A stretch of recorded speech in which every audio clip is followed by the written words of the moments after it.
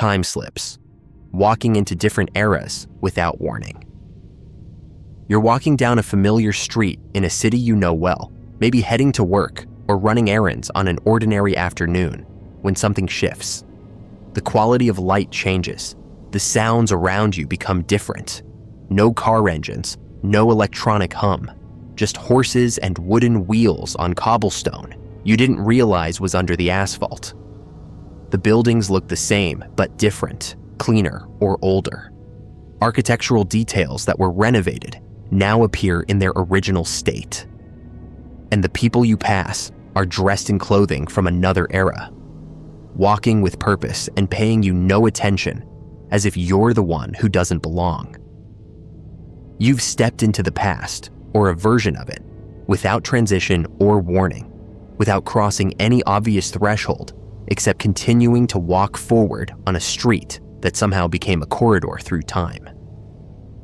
These moments last seconds or minutes before reality snaps back, before the cobblestones become asphalt again and the Victorian pedestrians dissolve into modern crowds, leaving you standing disoriented on a street that looks exactly as it should, but that you know for certain was different just moments before, was occupied by a different era, was showing you a window into time that shouldn't be accessible just by walking down an ordinary sidewalk on an ordinary day.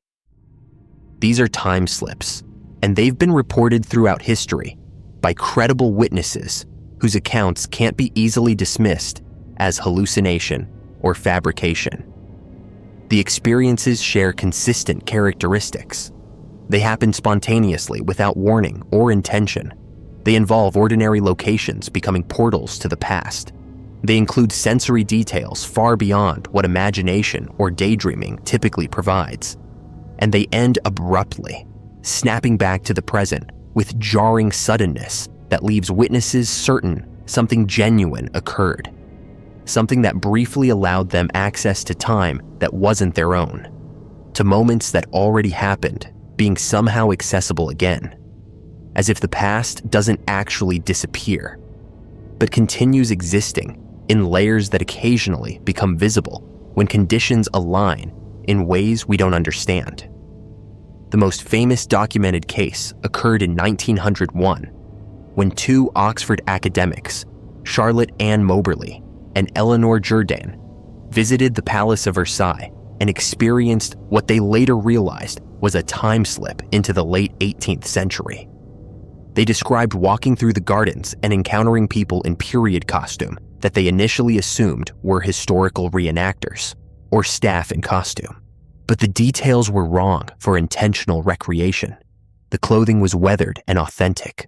The faces of the people they saw had an immediacy and presence that performers don't convey. The atmosphere of the location felt different in ways that went beyond visual appearance. They saw buildings and landscape features that no longer existed in 1901, but that historical records confirmed had been present in Marie Antoinette's time. They saw a woman they believed was Marie Antoinette herself, sketching in the gardens, dressed in summer clothing from the 1780s, completely unaware of their presence or seemingly existing in her own time while they observed from theirs. The two women didn't initially realize they'd experienced something impossible. It was only when they compared notes and researched the history of Versailles that they understood the people and buildings they'd seen shouldn't have been there, that they'd somehow walked into August 1789, seeing the palace grounds as they existed just before the Revolution, overlapping with that time period while remaining physically present in 1901. Their account, published as an adventure, was rigorously detailed and included specific observations that matched historical records they couldn't have known without extensive research, suggesting they actually saw the past rather than hallucinating or confabulating details. Time slips often occur in locations with significant historical weight, places where major events occurred, or where the past feels particularly present. Battlefields, old buildings, historic districts. These are common settings, as if locations can somehow retain or replay the past, as if time doesn't flow uniformly, but pools and eddies, in places where human experience was particularly intense or significant. Gettysburg has numerous reports of people seeing soldiers in period uniforms, hearing cannon fire and musket shots, smelling gunpowder and the specific atmosphere of battle before everything returns to the quiet tourist site it currently is. The Tower of London, Hampton Court, countless English castles and manor houses have accounts of visitors walking into rooms that appear as they did centuries ago, encountering people in period dress going about their daily activities, experiencing complete sensory immersion in the past for minutes before the scene dissolves. But time slips also occur in ordinary locations with no particular historical significance, suggesting the phenomenon isn't solely about places retaining the past, but about time itself being less linear and separated than we assume. A woman in Liverpool in 1996 walked down a familiar shopping street and found herself in the 1950s. The storefronts changed. The cars were vintage models that looked new. The people wore 50s fashions, and she stood there watching this scene unfold around her before a van drove through the vision, and she was back in the present. She provided specific details about store names and locations that she later verified through historical research had actually existed in that exact location in the 50s. Details she had no way of knowing before her experience. The Bold Street area in Liverpool has become known for time slip frequency, with multiple independent reports from different people describing similar experiences of the street, appearing as it did in different decades. The consistency of location suggests that some places might be more prone to the phenomenon, that geographic or electromagnetic conditions could create circumstances where temporal boundaries become permeable. Or perhaps the concentration of reports creates its own effect, awareness and expectation, making people more likely to notice and interpret unusual experiences as time slips when they occur in known hotspots. The sensory completeness of time slips is what distinguishes them from simple visual hallucinations or false memories. Witnesses describe not just seeing the past, but experiencing it through all senses. Sounds are different. The acoustic environment changes from modern urban noise to whatever sounds characterize the period they've slipped into. Smells are period appropriate. The air quality feels different, sometimes cleaner if slipping into pre-industrial times, or filled with smoke and animal odors, if experiencing eras when those were common urban characteristics. The light has different quality, natural sunlight unfiltered by modern pollution, or the specific amber tones from gas streetlights in Victorian slips. The temperature and humidity can differ from what they were moments before. This multisensory immersion suggests either elaborate hallucination involving multiple brain systems simultaneously, or actual physical displacement into conditions that match the past. The people encountered during time slips typically don't acknowledge the witness's presence. They go about their activities as if the modern person isn't there, as if they exist in their own time, and the witness is observing without being able to interact. Occasionally, however, there are reports of brief interaction, eye contact with someone from the past, a nod of acknowledgement, even brief conversation before the witness realizes the person they're speaking to is dressed in clothing from a different era and speaking with vocabulary and accent patterns that don't match the present. These interactive slips are rarer and more disturbing because they suggest not just one-way viewing of the past, but actual overlap. Moments when two time periods are simultaneously present and people from each can perceive each other. There are also reverse time slips, accounts from historical records where people described encountering individuals dressed strangely, speaking in unfamiliar ways, seeming confused about their surroundings before vanishing.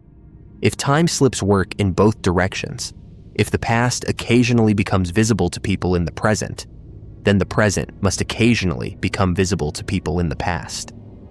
Medieval chronicles mention strangers appearing and disappearing, people wearing clothing of unknown style, who spoke languages that weren't quite right, who asked questions about locations and dates, as if confused about when and where they were. Could these have been time slippers from the future, our present, briefly visible in the past before snapping back to their proper time? The mechanism that might cause time slips remains purely speculative. Quantum physics suggests time might not be the simple, linear progression we experience consciously, that all moments might exist simultaneously in some framework, with consciousness moving through them sequentially, but the actual structure of space-time containing past, present, and future as coexisting states. If this is true, then time slips might be moments when consciousness accidentally accesses a time period it's not supposed to be experiencing, when the normal constraints that keep awareness locked to the present moment briefly fail, allowing perception of the past as if it were present, because at some fundamental level, it still is present, still exists in the structure of space-time, even though our consciousness has moved past it. Electromagnetic anomalies have been proposed as potential triggers. If certain electromagnetic field configurations can affect consciousness or perception, then walking into an area with unusual EM characteristics might shift awareness in ways that allow access to past time states. This would explain why some locations have repeated time slip reports. They have persistent EM conditions that repeatedly create the circumstances allowing temporal displacement. It would also explain the spontaneity. You don't need to do anything special, just be in the right location when conditions align. There are also theories involving parallel timelines or dimensions where the past never ended but continues on separate tracks. What we experience as time slips might be moments when barriers between timelines thin, when we briefly perceive parallel realities where time progresses differently, or where the past is still actively occurring. We step into a dimension where it's still 1880 or 1950. Observe it briefly, then return to our own timeline. This framework explains why the past we see is active and living, rather than static recording.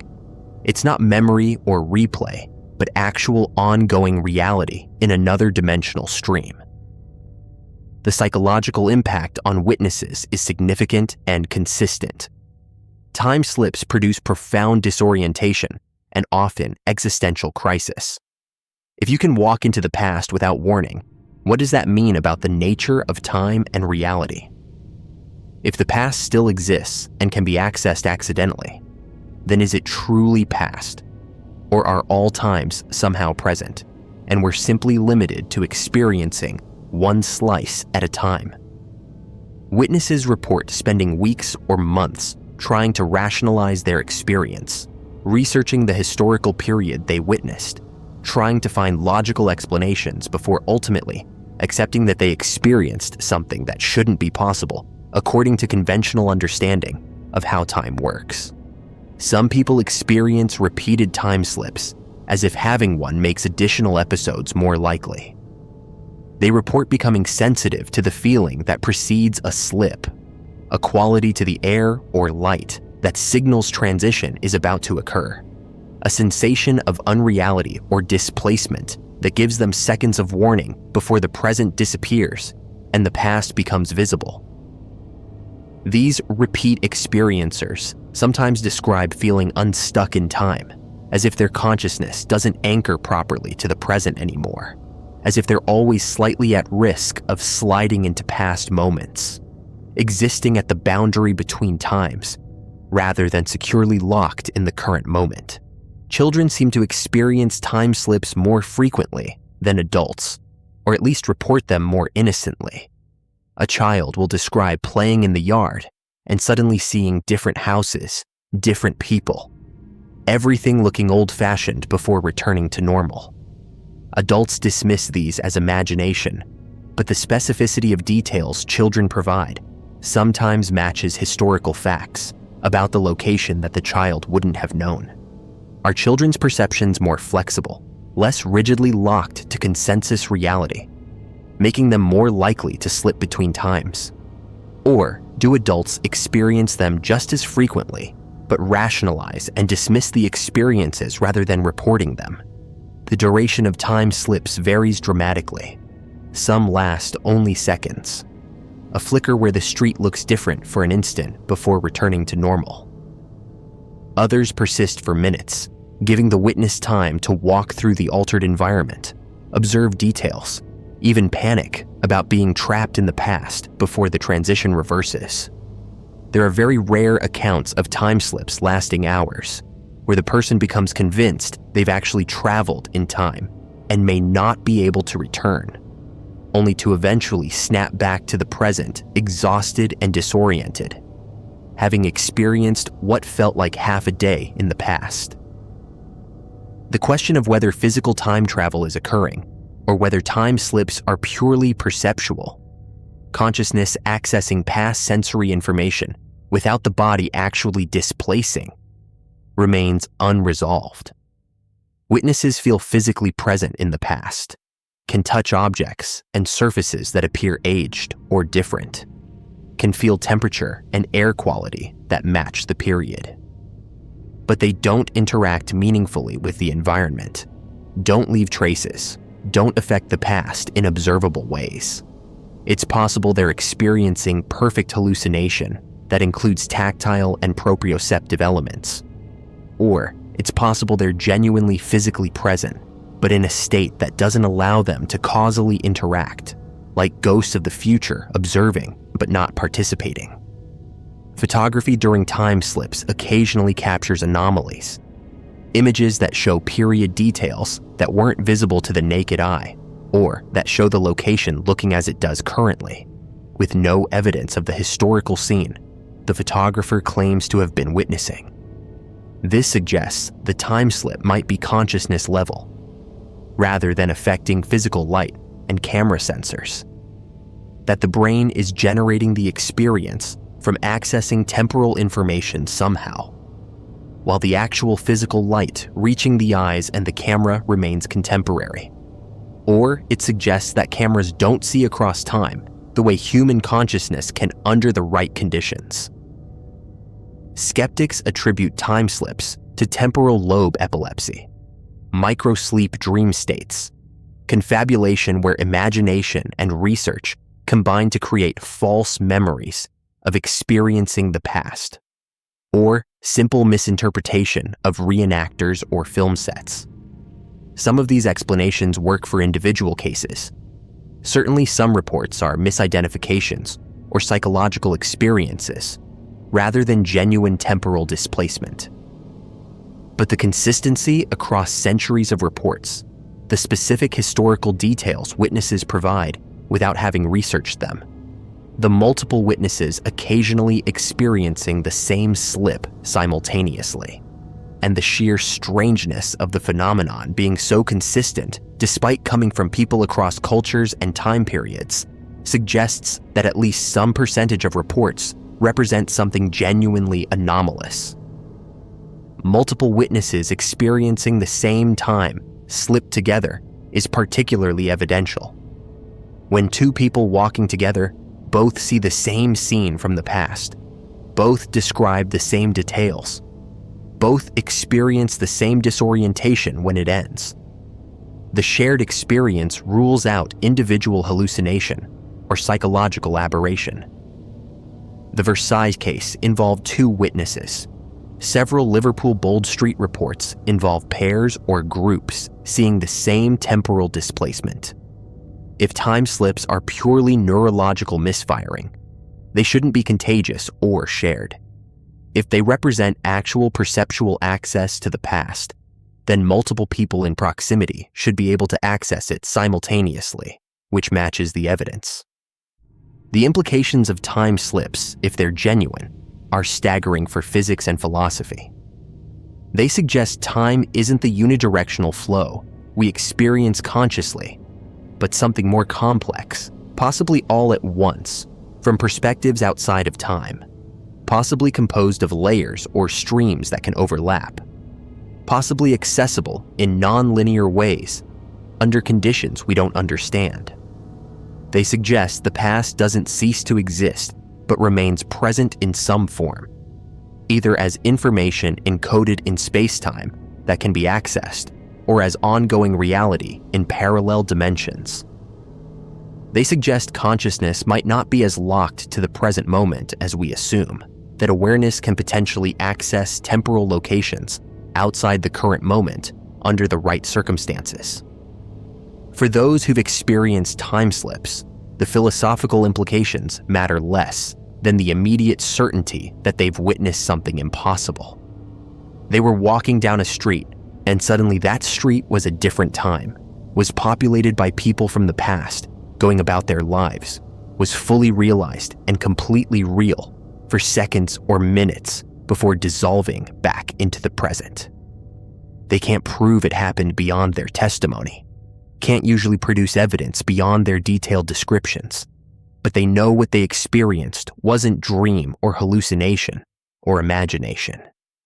It was perception of the past, access to time that already occurred but somehow hadn't disappeared, had remained accessible through a mechanism we don't understand and can't control, presenting itself without invitation to ordinary people during ordinary activities, proving that the boundaries we assume separate past from present might be far more permeable than physics currently acknowledges.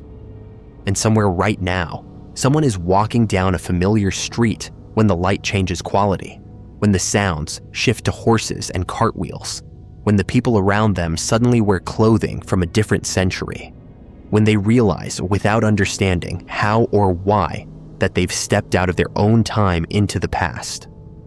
Walking through a moment that already happened, being somehow made present again, living in overlap between eras that should be separated by decades or centuries, but that for these brief, inexplicable moments exist simultaneously in the same space, accessible to consciousness that has accidentally found the seam between times, the crack in temporal structure through which the past becomes visible, before reality corrects itself, and their return to the present, standing disoriented on a street that looks exactly as it should, but that they know for certain was different just seconds before, was showing them time that shouldn't be accessible, but was, leaving them forever changed by the certainty that the past hasn't disappeared at all, but continues existing somewhere we can't normally reach, waiting in the layers of time, occasionally becoming visible when conditions align to create those impossible moments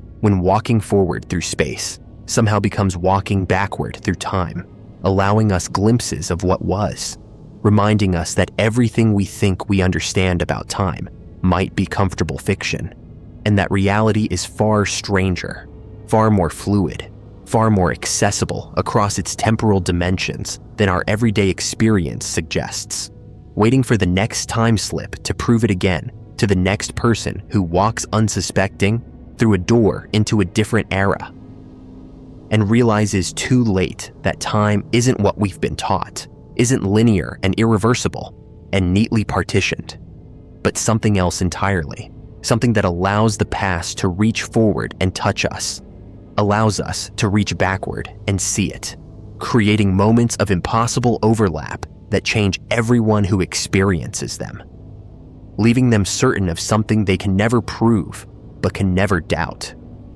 that they've walked through time and returned, that they've seen what shouldn't be visible, that the past is still there, still happening, still accessible, waiting in the structure of reality for the next crack to open and pull someone through. The Taos hum, a sound only, some people can hear. In the small town of Taos, New Mexico, surrounded by desert landscape and mountains that have witnessed centuries of human habitation, a percentage of the population hears something that shouldn't be there. They describe it as a low-frequency hum, persistent and maddening, like a distant diesel engine idling or heavy machinery running somewhere just beyond perception's reach. It doesn't come from any identifiable source. It doesn't stop. And most unsettling of all, only some people can hear it, while others, standing in the same location at the same time, hear absolutely nothing. The phenomenon has been investigated by scientists, studied by universities, examined for environmental and technological sources, yet no definitive explanation has emerged. The Taos hum remains, both a physical experience for those who perceive it and a mystery that suggests our understanding of sound, perception, and possibly reality itself might be incomplete. The reports began surfacing prominently in the early 1990s, though some residents claim the sound existed earlier and simply wasn't discussed widely. Those who hear it describe a frequency that seems to be around 50 to 60 hertz, in the bass range at the very edge of human hearing. It's not loud in the conventional sense, but it's intrusive, penetrating, impossible to ignore once noticed.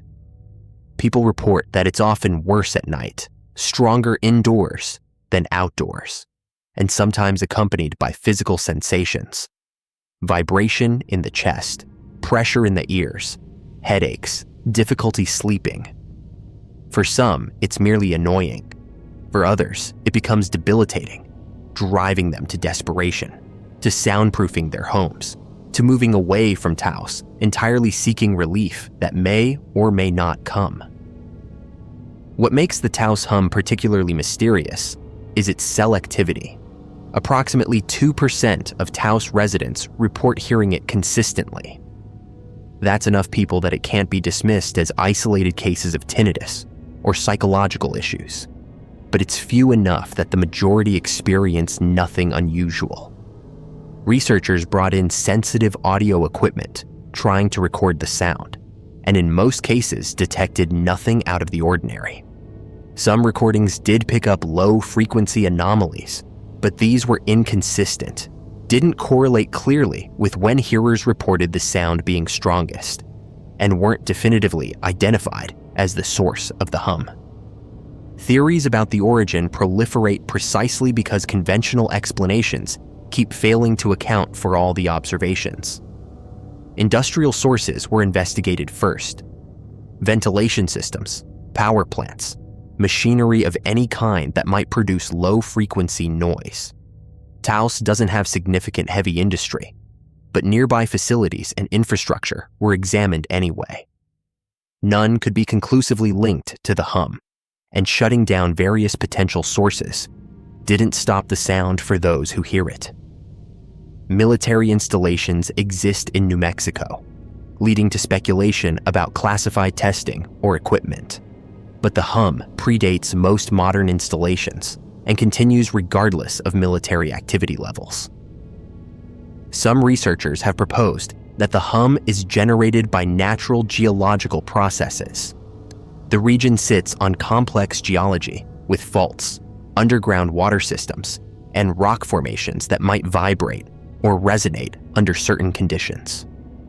Microseismic activity, movements too small to register as earthquakes but constant at deep levels, could theoretically produce infrasound, frequencies below normal human hearing range, that some individuals somehow perceive. The problem with this explanation is that geological activity doesn't explain why only certain people hear it, why it would be stronger indoors, or why it follows patterns related to time of day, rather than correlating with measurable seismic data. The selectivity of who hears the hum suggests the answer might lie in human physiology rather than environmental sound. Perhaps certain individuals have sensitivity to frequencies or vibrations that most people's auditory systems filter out.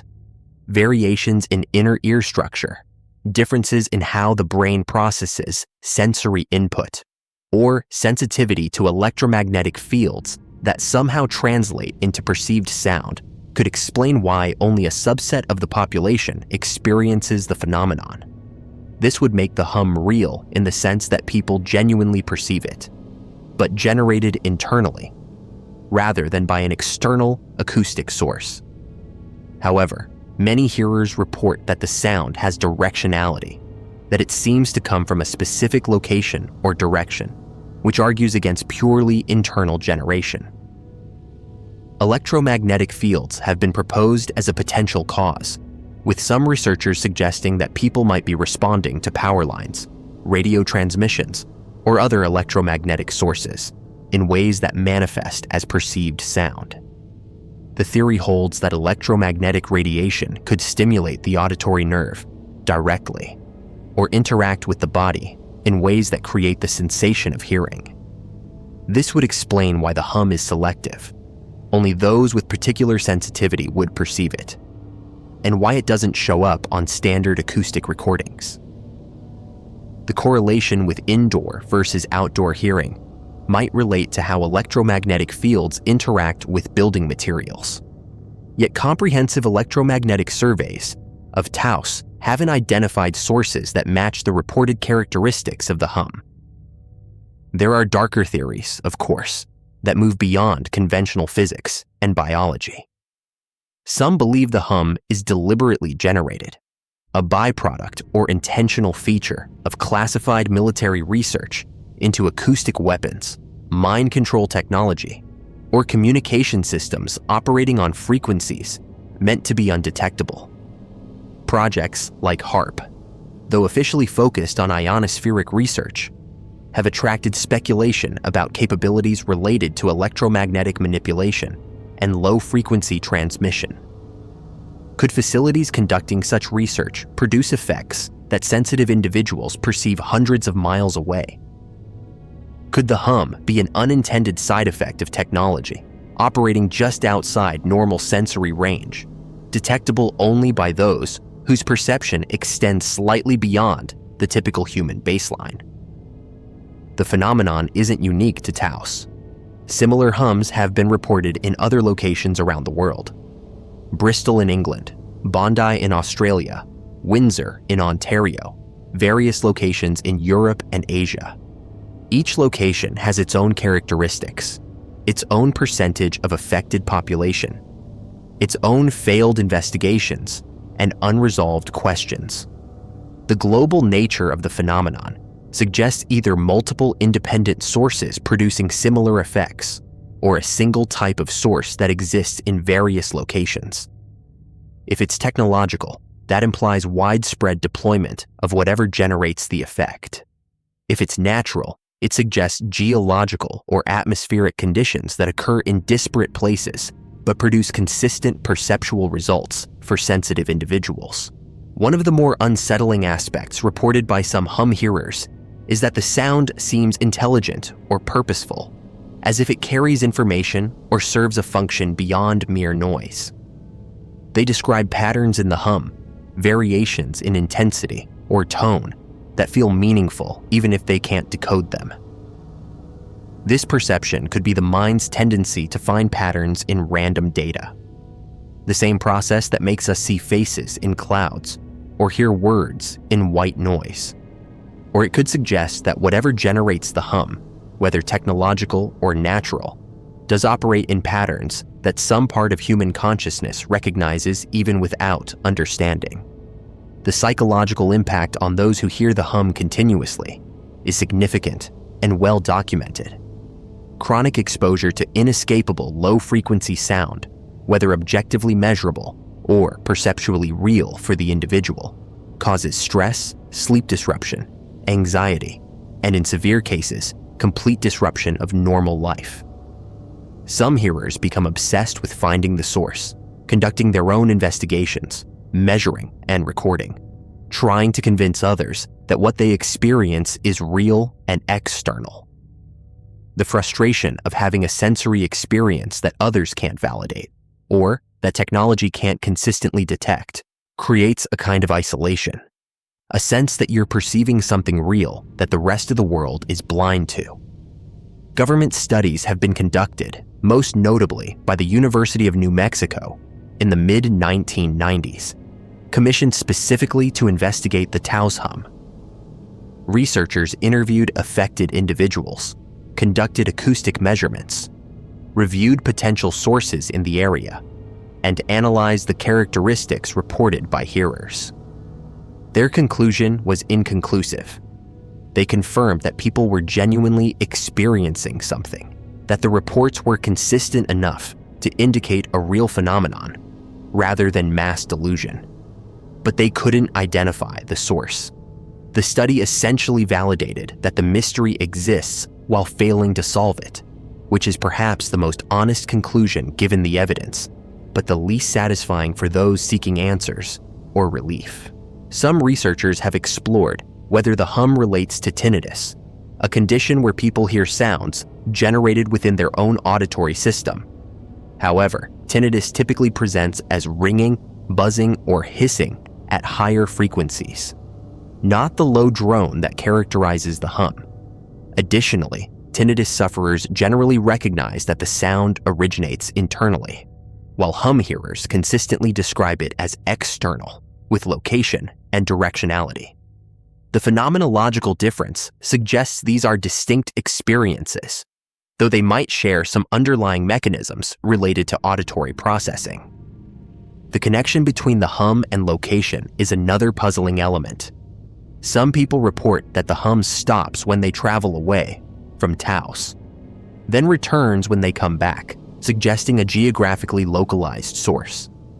Others report hearing similar sounds in different locations, or that the hum followed them when they moved, suggesting the source is either widespread or that their sensitivity persists regardless of location. These contradictory accounts make it difficult to develop a unified theory. Perhaps multiple phenomena are being grouped under the label of the hum, each with different causes but similar perceptual characteristics. There's also the temporal aspect to consider. Hearers report that the hum isn't constant throughout the day, that it has patterns, times when it's stronger or weaker, periods when it disappears entirely. If the source were geological or related to permanent infrastructure, you'd expect more consistency. The variation suggests either a source that operates intermittently, sensitivity that fluctuates based on the hearer's physiological state, or interaction between multiple factors that align only at certain times. Some have tracked these patterns, noting correlations with power grid usage, atmospheric conditions, or even phases of the moon, though none of these correlations have been strong enough to be definitive. The question of why this phenomenon seems to have increased in recent decades also invites speculation. Are more people hearing it because the source has intensified or spread? Are we simply more aware and likely to report unusual experiences now that internet communication allows people to share and validate their perceptions? Or has modern technology introduced new sources of electromagnetic fields, low-frequency vibrations, or environmental factors that human sensitivity responds to in ways we're only beginning to recognize? The proliferation of wireless communication, the expansion of electrical infrastructure, changes in how we use and transmit energy. All of these represent relatively recent developments in human history that might have perceptual consequences we haven't fully mapped. For those who hear the Taos hum, theories and speculation matter less than the immediate reality of their experience. The sound is there, persistent and maddening, affecting their quality of life, their sleep, their sense of well-being.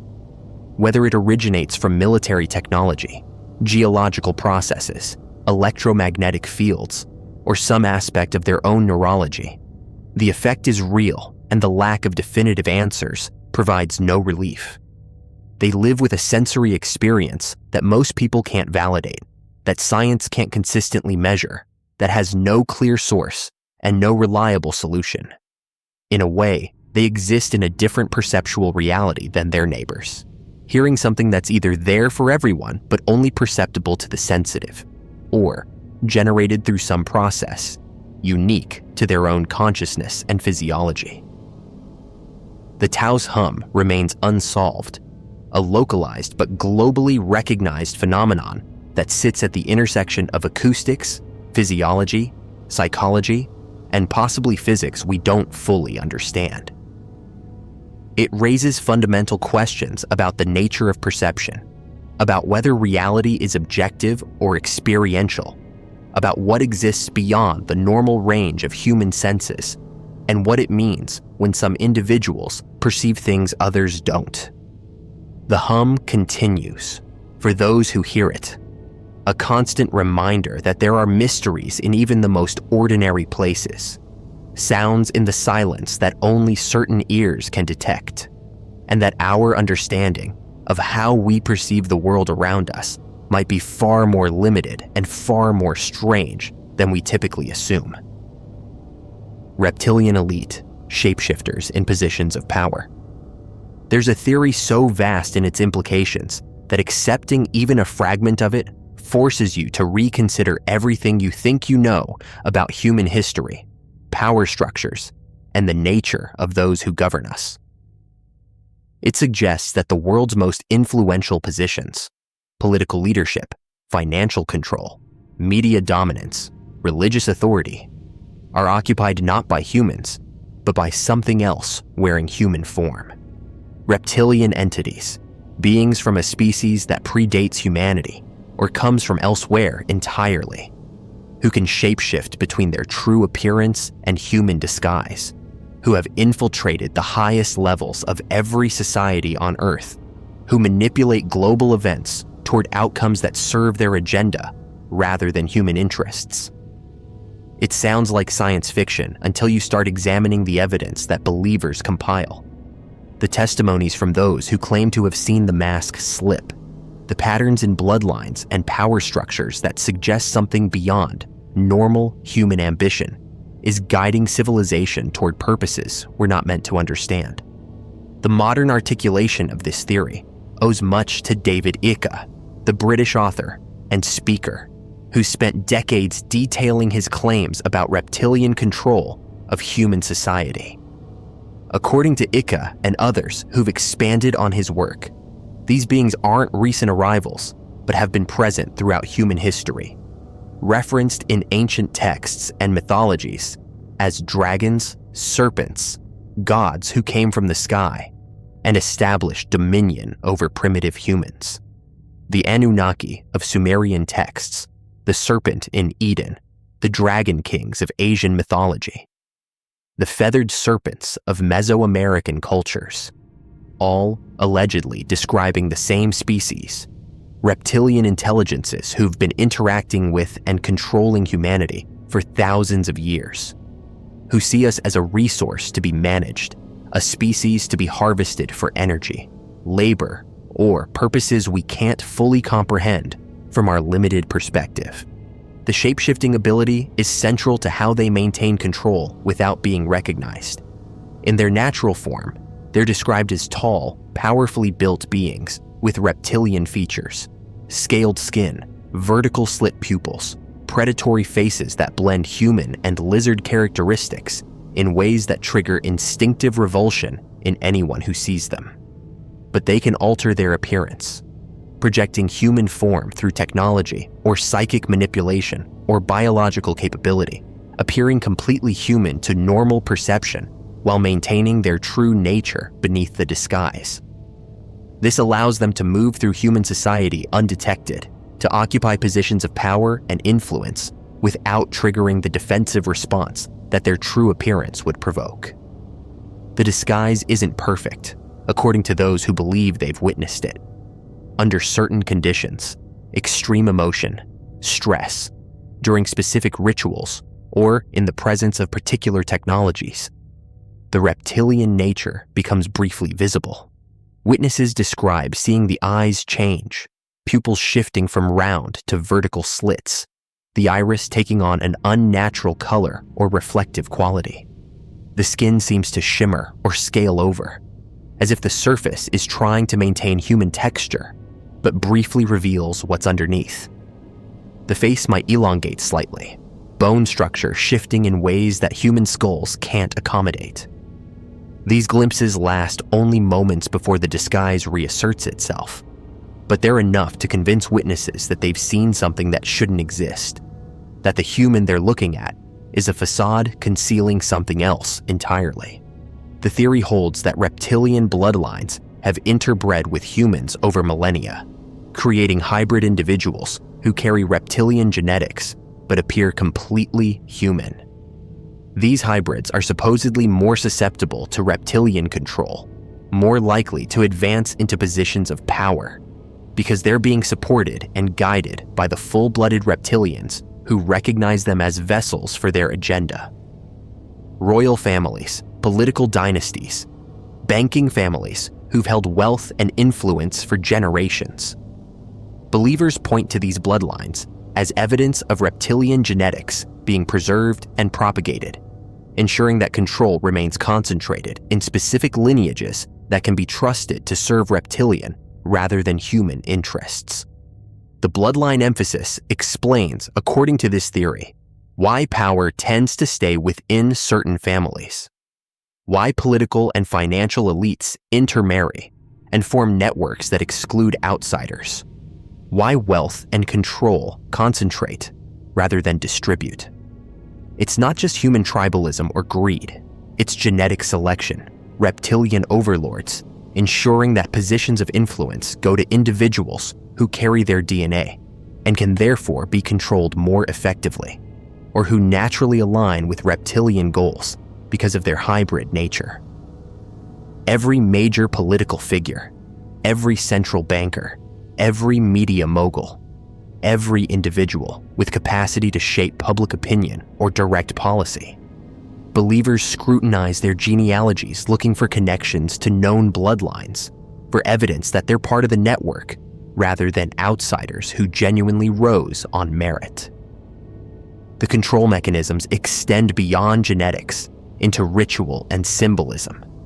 Secret societies, occult practices, ceremonies that appear to outsiders as nothing more than tradition or pageantry, but that supposedly serve actual functions relating to reptilian power structures.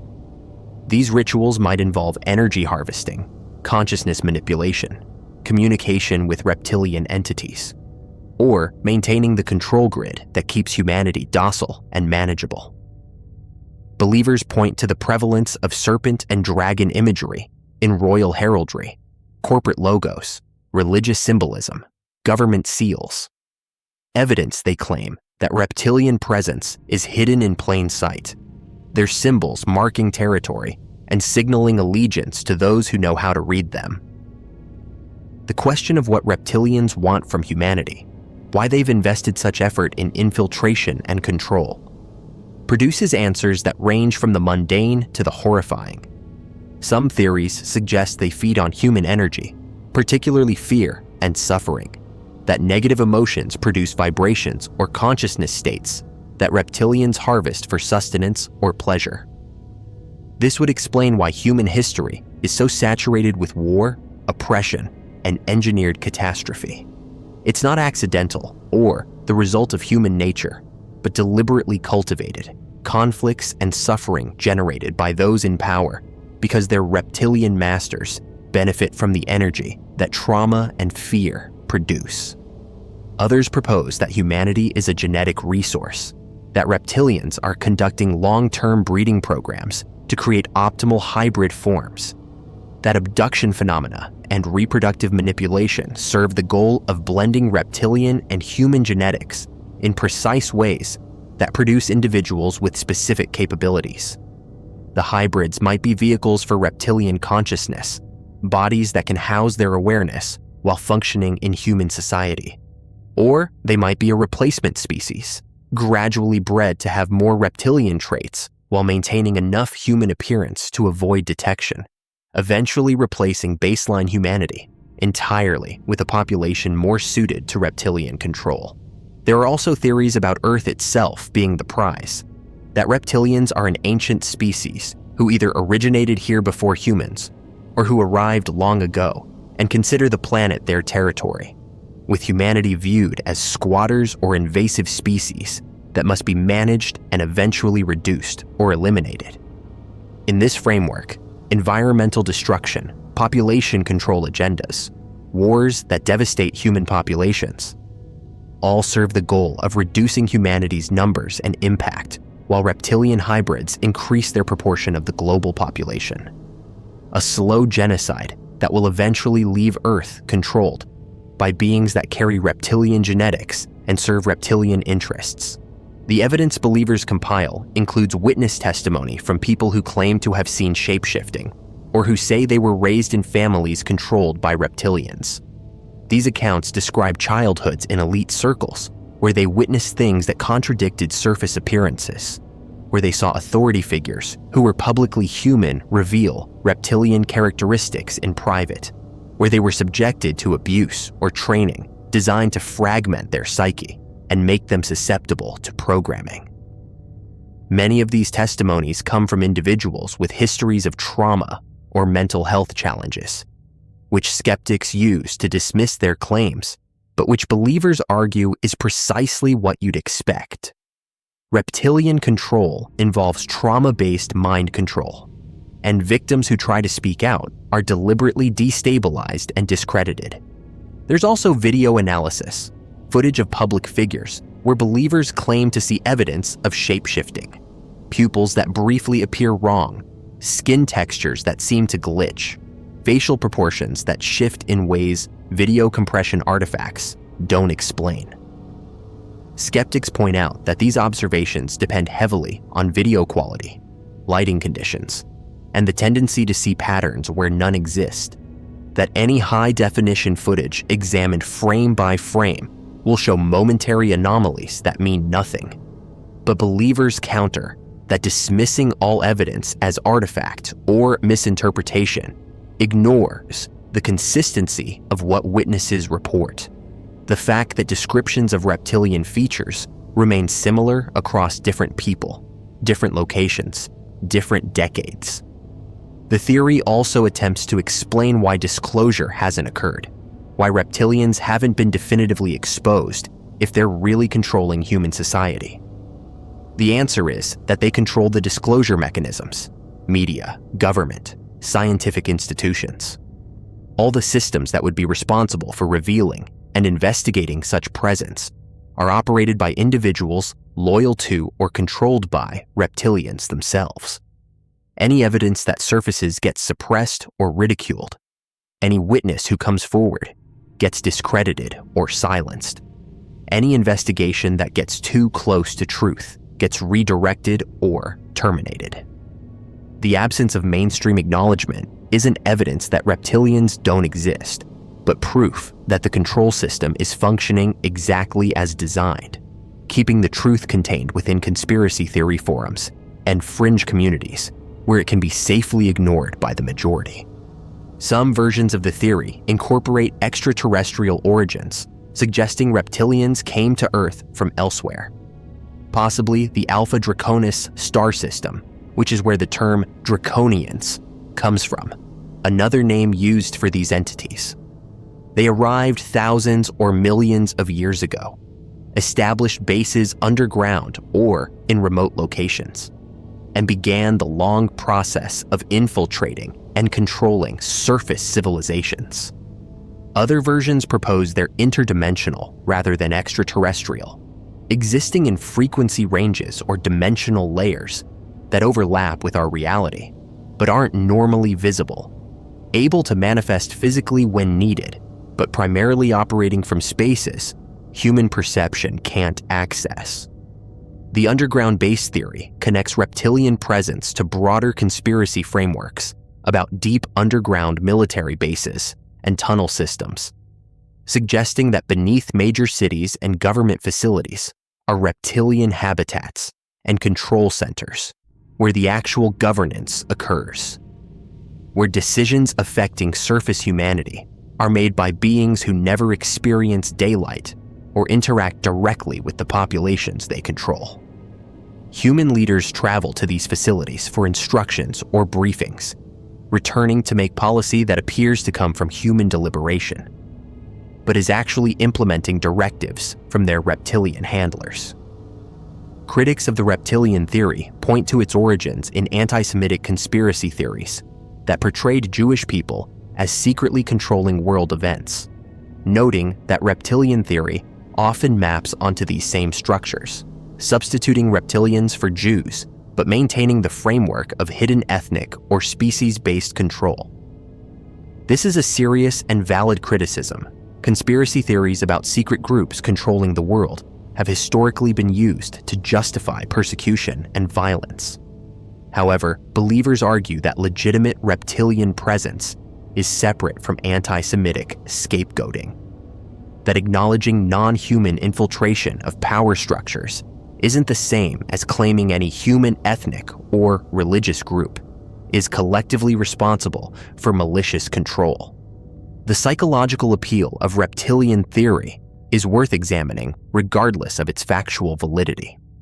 It provides a framework where human evil, the wars, the exploitation, the apparent sadism with which elites treat ordinary people, isn't really human at all, but the work of another species.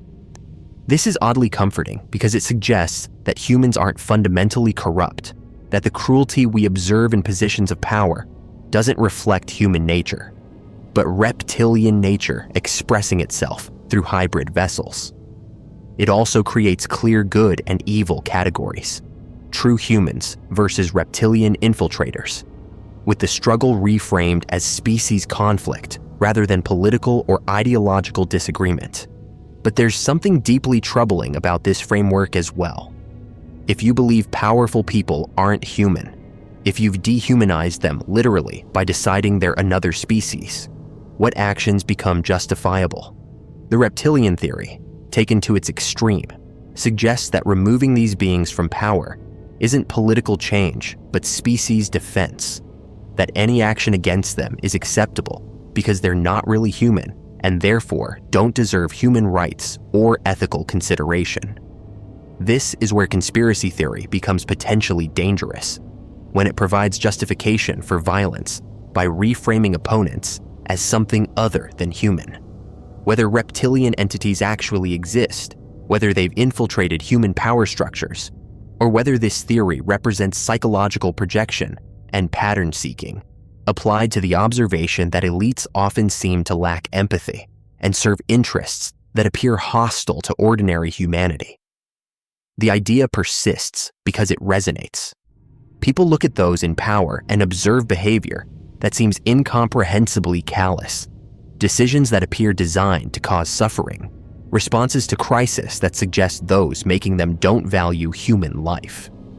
The question, how can they be so cruel, finds an answer in because they're not really human, which is more comforting than because humans in power systems become corrupt and disconnected, or because the incentive structures of global capitalism reward psychopathic behavior. The reptilian elite theory asks us to believe that reality is far stranger than surface appearance suggests, that the people we see making decisions that affect our lives are masks worn by something else, that the world is controlled by intelligences whose nature and agenda remain hidden behind a sophisticated deception that's been maintained for millennia.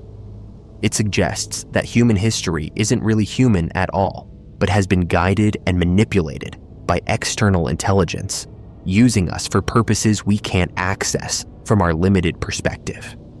Whether this represents truth that's been hidden, or compelling mythology that explains the inexplicable cruelty sometimes observed in those with power, it remains one of the most persistent and disturbing frameworks in conspiracy theory culture, a narrative that transforms every interaction with authority into potential contact with something that wears humanity like a disguise, but doesn't share human interests, human values, or human limitations.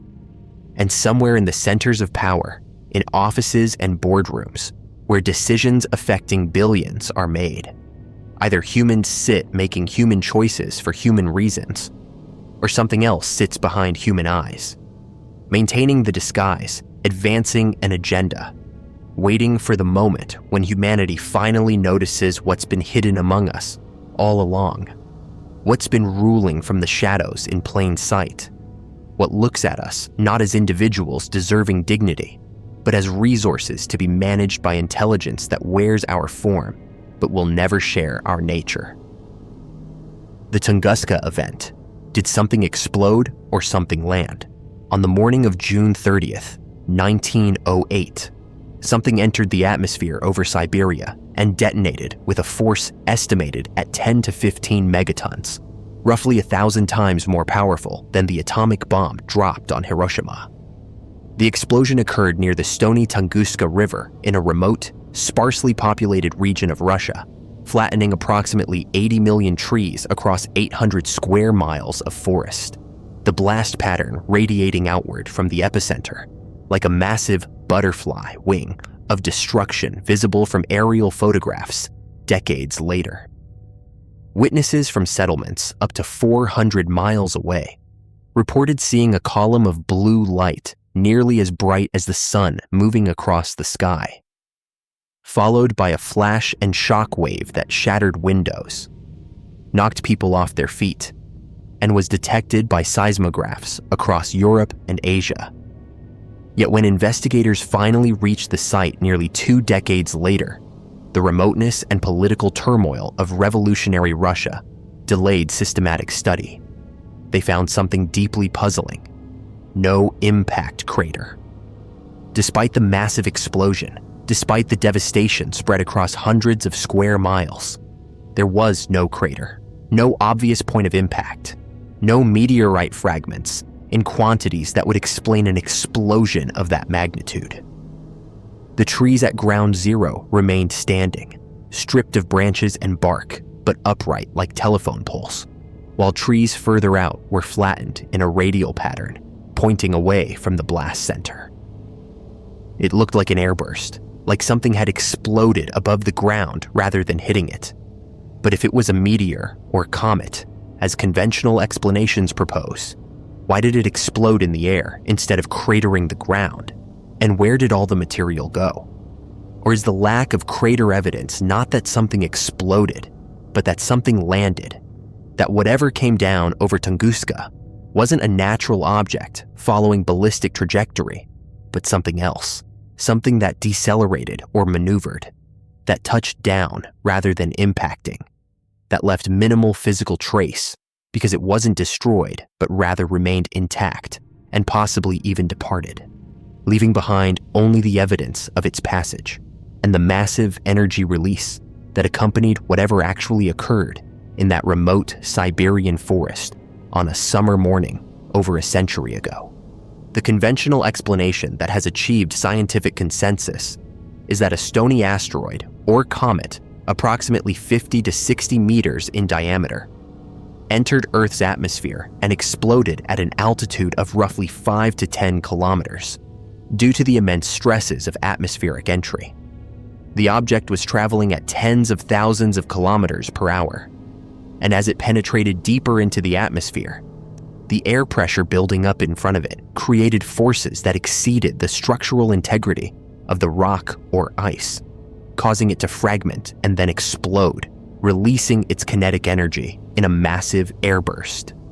The energy equivalent of 10 to 15 megatons detonated in the air, rather than on the ground, which is why there's no crater, but why the damage pattern matches nuclear airburst testing, pressure waves radiating outward, thermal effects scorching vegetation, the blast strong enough to topple trees for dozens of miles.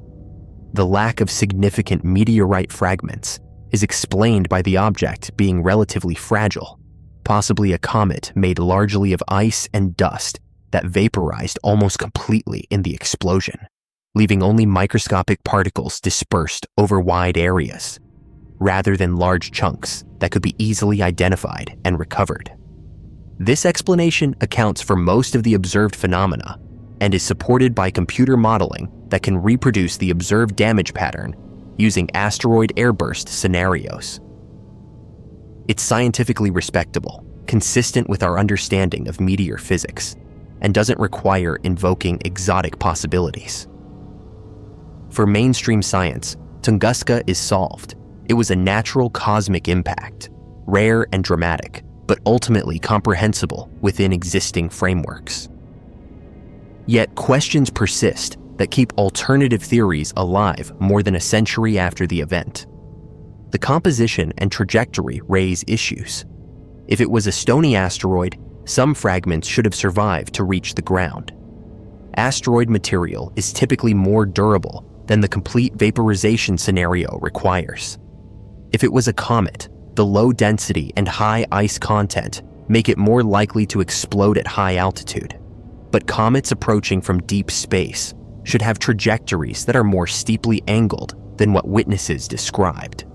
The object that entered the atmosphere over Tunguska was described as coming in at a relatively shallow angle, more consistent with something that was maneuvering or that had already been captured into Earth orbit, rather than plunging in from interplanetary space.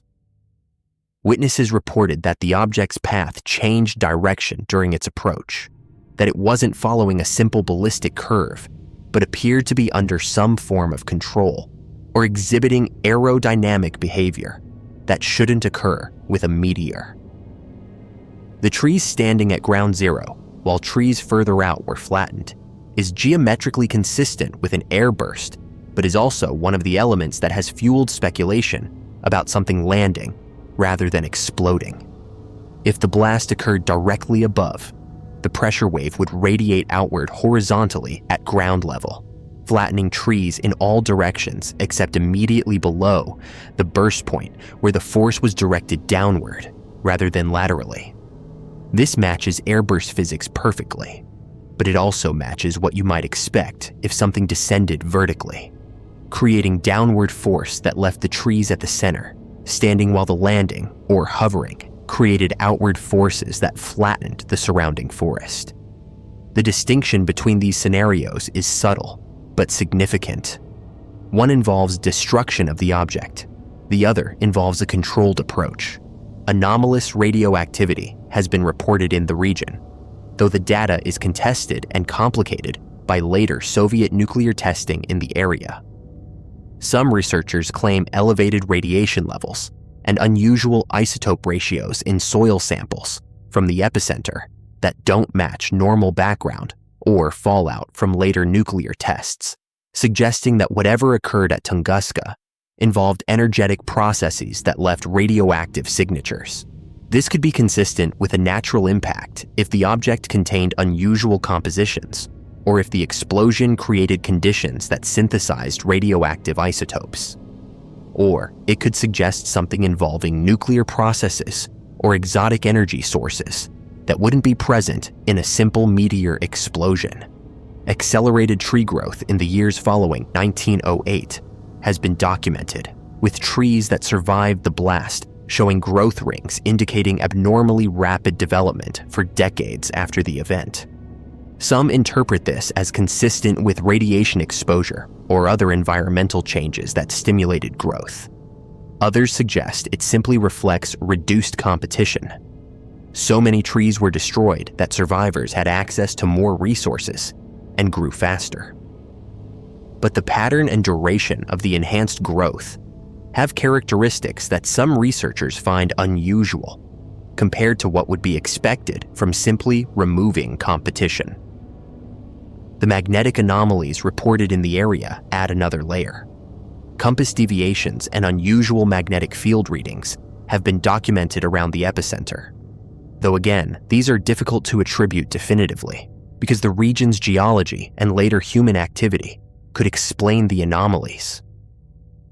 If they're connected to the Tunguska event, they might suggest the object had unusual magnetic properties, or that the explosion created conditions that altered the magnetic field in lasting ways. Or they might be entirely unrelated and coincidental. The lack of a debris field proportionate to the explosion's magnitude is the element that troubles some investigators most acutely.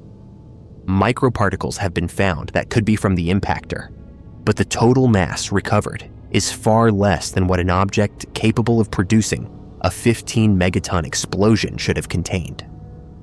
If the object was 50 to 60 meters in diameter, with composition similar to known asteroids, even near complete vaporization should have left more residue than has been detected.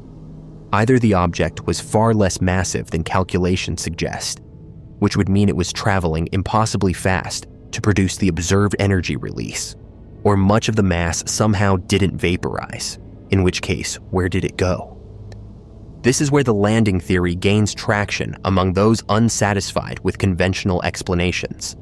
If something came down at Tunguska that wasn't destroyed, if it was a craft that decelerated and landed or hovered, releasing energy in the process but remaining largely intact, then the lack of massive debris makes sense. The object wouldn't have vaporized because it wasn't moving at meteor speeds by the time it reached the surface, wasn't destroyed by impact because it made a controlled approach, and left no crater because it didn't crash, but rather set down. The energy release might have been engines or systems creating the deceleration. A massive energy expenditure that flattened the surrounding forest as a side effect of whatever propulsion or energy manipulation technology the craft employed. The immediate response by Tsarist authorities was limited due to the remoteness and the political instability that would soon erupt into revolution and civil war. But there are accounts of expeditions sent to the area in the years immediately following the event that reported unusual findings before systematic scientific investigation began. These early accounts mentioned strange objects or structures glimpsed in the forest, lights seen in the region at night, and locals reporting unusual phenomena in the years following the explosion. The reliability of these accounts is questionable. They're fragmentary, secondhand, and filtered through nearly a century of retelling. But they suggest that even before scientific consensus formed around the meteor explanation, there was speculation and observation suggesting something anomalous might have remained in the area. The first major scientific expedition in 1927, led by Leonid Kulik, found the devastated forest but no crater, which Kulik initially found baffling because he was expecting to find meteorite impact evidence. He spent years returning to the site, excavating, searching for fragments, trying to understand how such a massive explosion could occur without leaving the physical evidence he expected. He died before the airburst explanation became widely accepted, and some of his later writings suggest he was becoming less convinced that a simple meteor explained everything he observed. He noted anomalies in the blast pattern, unusual soil characteristics, and witness accounts that didn't quite fit the straightforward impact scenario. Soviet interest in the site intensified during the Cold War, partly because understanding large explosions had obvious military relevance, and partly because the absence of a crater and the airburst characteristics made Tunguska useful for studying the effects of nuclear detonations without actually detonating nuclear weapons in remote areas.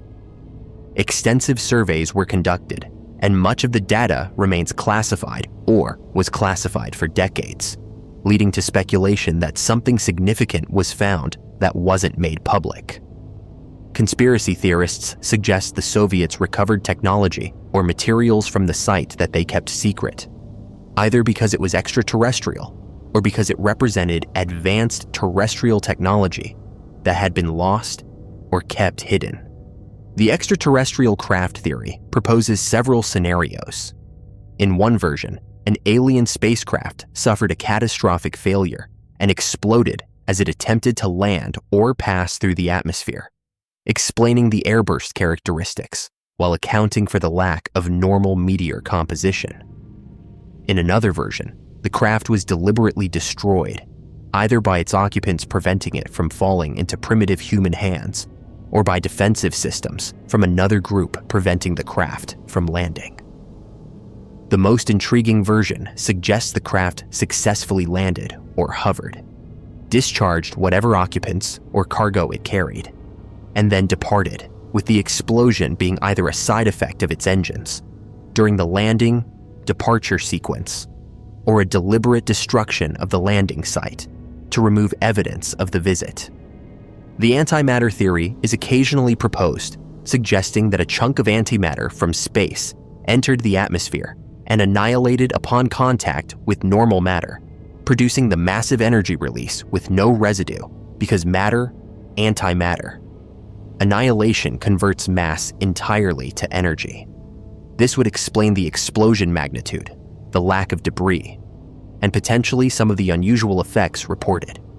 However, antimatter doesn't naturally accumulate into chunks large enough to produce these effects, and it's unclear how such an object would survive traveling through space without encountering normal matter and annihilating long before reaching Earth. Black hole or strange matter theories venture into even more exotic physics, proposing that a micro-black hole or strange matter object passed through Earth at Tunguska, releasing energy during its interaction with normal matter, but continuing through the planet and exiting on the other side, explaining why no crater or residue was left. These theories are scientifically dubious because such objects should have different observable effects than what was witnessed, but they demonstrate the range of explanations that have been proposed, attempting to account for the Tunguska anomalies. The witness accounts are extensive and come from multiple sources: indigenous Evenki people who lived in the region, Russian settlers in nearby towns, travelers who were in the area, creating a substantial testimonial record despite the remoteness. These accounts describe the object's appearance as bright blue or white, moving across the sky, sometimes described as cylindrical or cigar-shaped, rather than the expected meteor point of light. The descriptions of the explosion's effects, the heat wave, the shock wave, the column of fire and smoke rising to enormous height, are consistent across witnesses. But some accounts include details that don't fit simple meteor impact: the object changing direction during flight, hovering or slowing before the explosion, making sounds before impact that meteors don't typically produce because they're traveling supersonically ahead of their own sound. The indigenous Evenki have legends about the event that have been passed down orally. Some of these legends describe the visitor from the sky as a god or spirit, as punishment for human transgressions, or as the arrival of something powerful and not of this world. The interpretation of these legends is complicated by the fact that they were collected decades after the event and filtered through translation and cultural frameworks, but they consistently describe the event as extraordinary, as something that changed the land and that continues to have significance in local consciousness. Some Evenki refused to approach the epicenter for years, claiming the area was cursed or that something dangerous remained there. Modern expeditions continued to visit the site, using increasingly sophisticated equipment to search for anomalies, to measure radiation and magnetic fields, to sample soil and vegetation for unusual compositions. The site has become a destination for both scientific investigation and alternative research groups looking for evidence of something beyond conventional explanation. Each expedition seems to find enough to maintain their preferred interpretation, while failing to find definitive proof that would settle the question conclusively. The fact that Tunguska remains debated more than a century later, despite extensive study and the availability of modern analytical techniques, suggests either that the conventional explanation is correct, but the evidence has been degraded by time and later contamination, or that the conventional explanation is incomplete, and something genuinely anomalous occurred that we lack the framework to properly interpret. The remoteness that delayed initial investigation also makes it impossible to go back and gather the pristine evidence that might have existed immediately after the event, when whatever occurred was fresh and hadn't been complicated by a century of environmental changes, nuclear testing fallout, industrial development, and repeated human expeditions contaminating the site. What we know for certain is that something released massive energy over the Tunguska region in 1908, that the explosion flattened forests and was detected across a substantial portion of the planet, and that whatever caused it left minimal physical trace despite the magnitude of the event.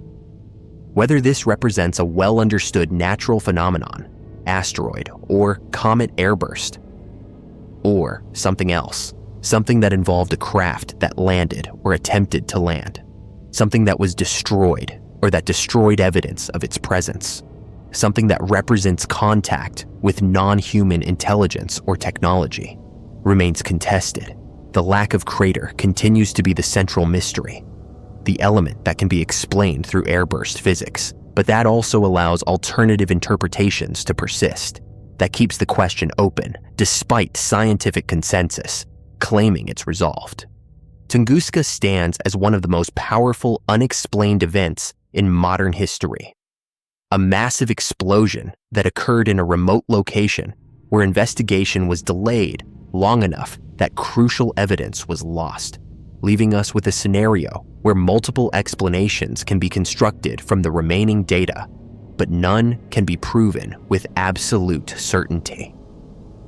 Whether the sky opened and dropped a rock that exploded, or whether something else came down over that Siberian forest, something that maneuvered and landed and possibly even departed, something that flattened trees and released enormous energy, not from destruction, but from operation, something that we lack the framework to properly identify, because we're still assuming cosmic impacts when the evidence might actually be suggesting visitation, remains one of those questions where the official answer satisfies most, but where the anomalies trouble those who look closely, where the lack of crater echoes like an empty space in the center of the devastation, an absence that might be exactly what you'd expect if something didn't crash and explode, but rather arrived and landed and left the forest flattened not from impact, but from the presence of something from elsewhere, something that came down over Tunguska on June 30th,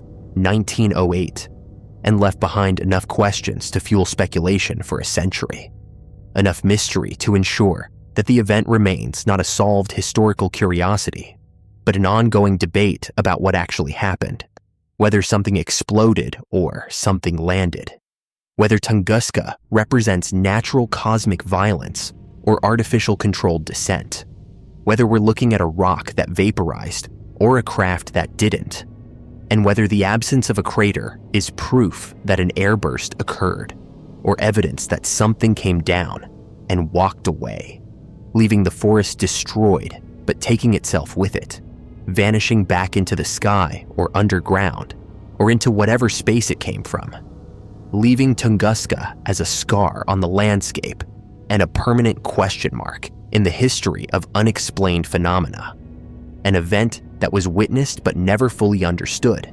documented but never definitively explained, investigated but never truly solved, despite official assurances that we know what happened, that it was just a meteor, just a cosmic accident, just natural forces doing what natural forces do.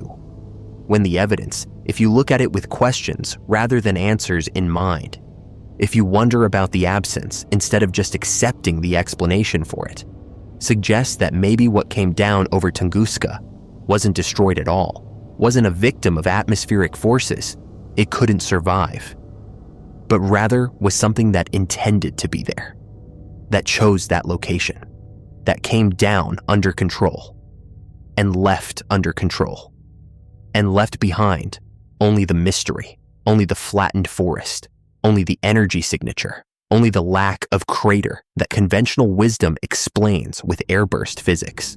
But that might alternatively be explained by something that never crashed because it never intended to, that came down over Tunguska for purposes we'll never know, unless it comes back, unless whatever was there in 1908 returns, and we finally understand that the absence of crater was never the puzzle requiring explanation, but rather the clue revealing what actually happened, that something landed, that something was there, that something came down and possibly left and took with it the answers, leaving us only questions that persist across more than a century since that morning when the sky over Siberia opened and released something into the forest, something that changed the land and puzzles us still. Children's drawings of previous lives they never lived. There are cases documented across cultures and continents where young children, typically between ages 2 and 6, begin spontaneously describing lives they claim to have lived before, providing names, locations, and specific details about people and events they shouldn't have any knowledge of. Memories that emerge without prompting from parents who often find the claims disturbing rather than encouraging. But some of these children don't just talk about their alleged previous lives. They draw them, creating pictures that depict places they've never been, people they've never met, events they never witnessed in their current existence, producing artwork with details that can sometimes be verified through historical research, or by locating the people and places the child describes. Details that seem impossible for a young child to know through normal means. A 4-year-old draws a specific house in a distant town they've never visited, including architectural features and landscape elements that match the actual location when investigators check. A 5-year-old sketches a person they claim was their spouse in a previous life, and the drawing resembles photographs of a real person who died years before the child was born, someone the child's family has no connection to and had never heard of.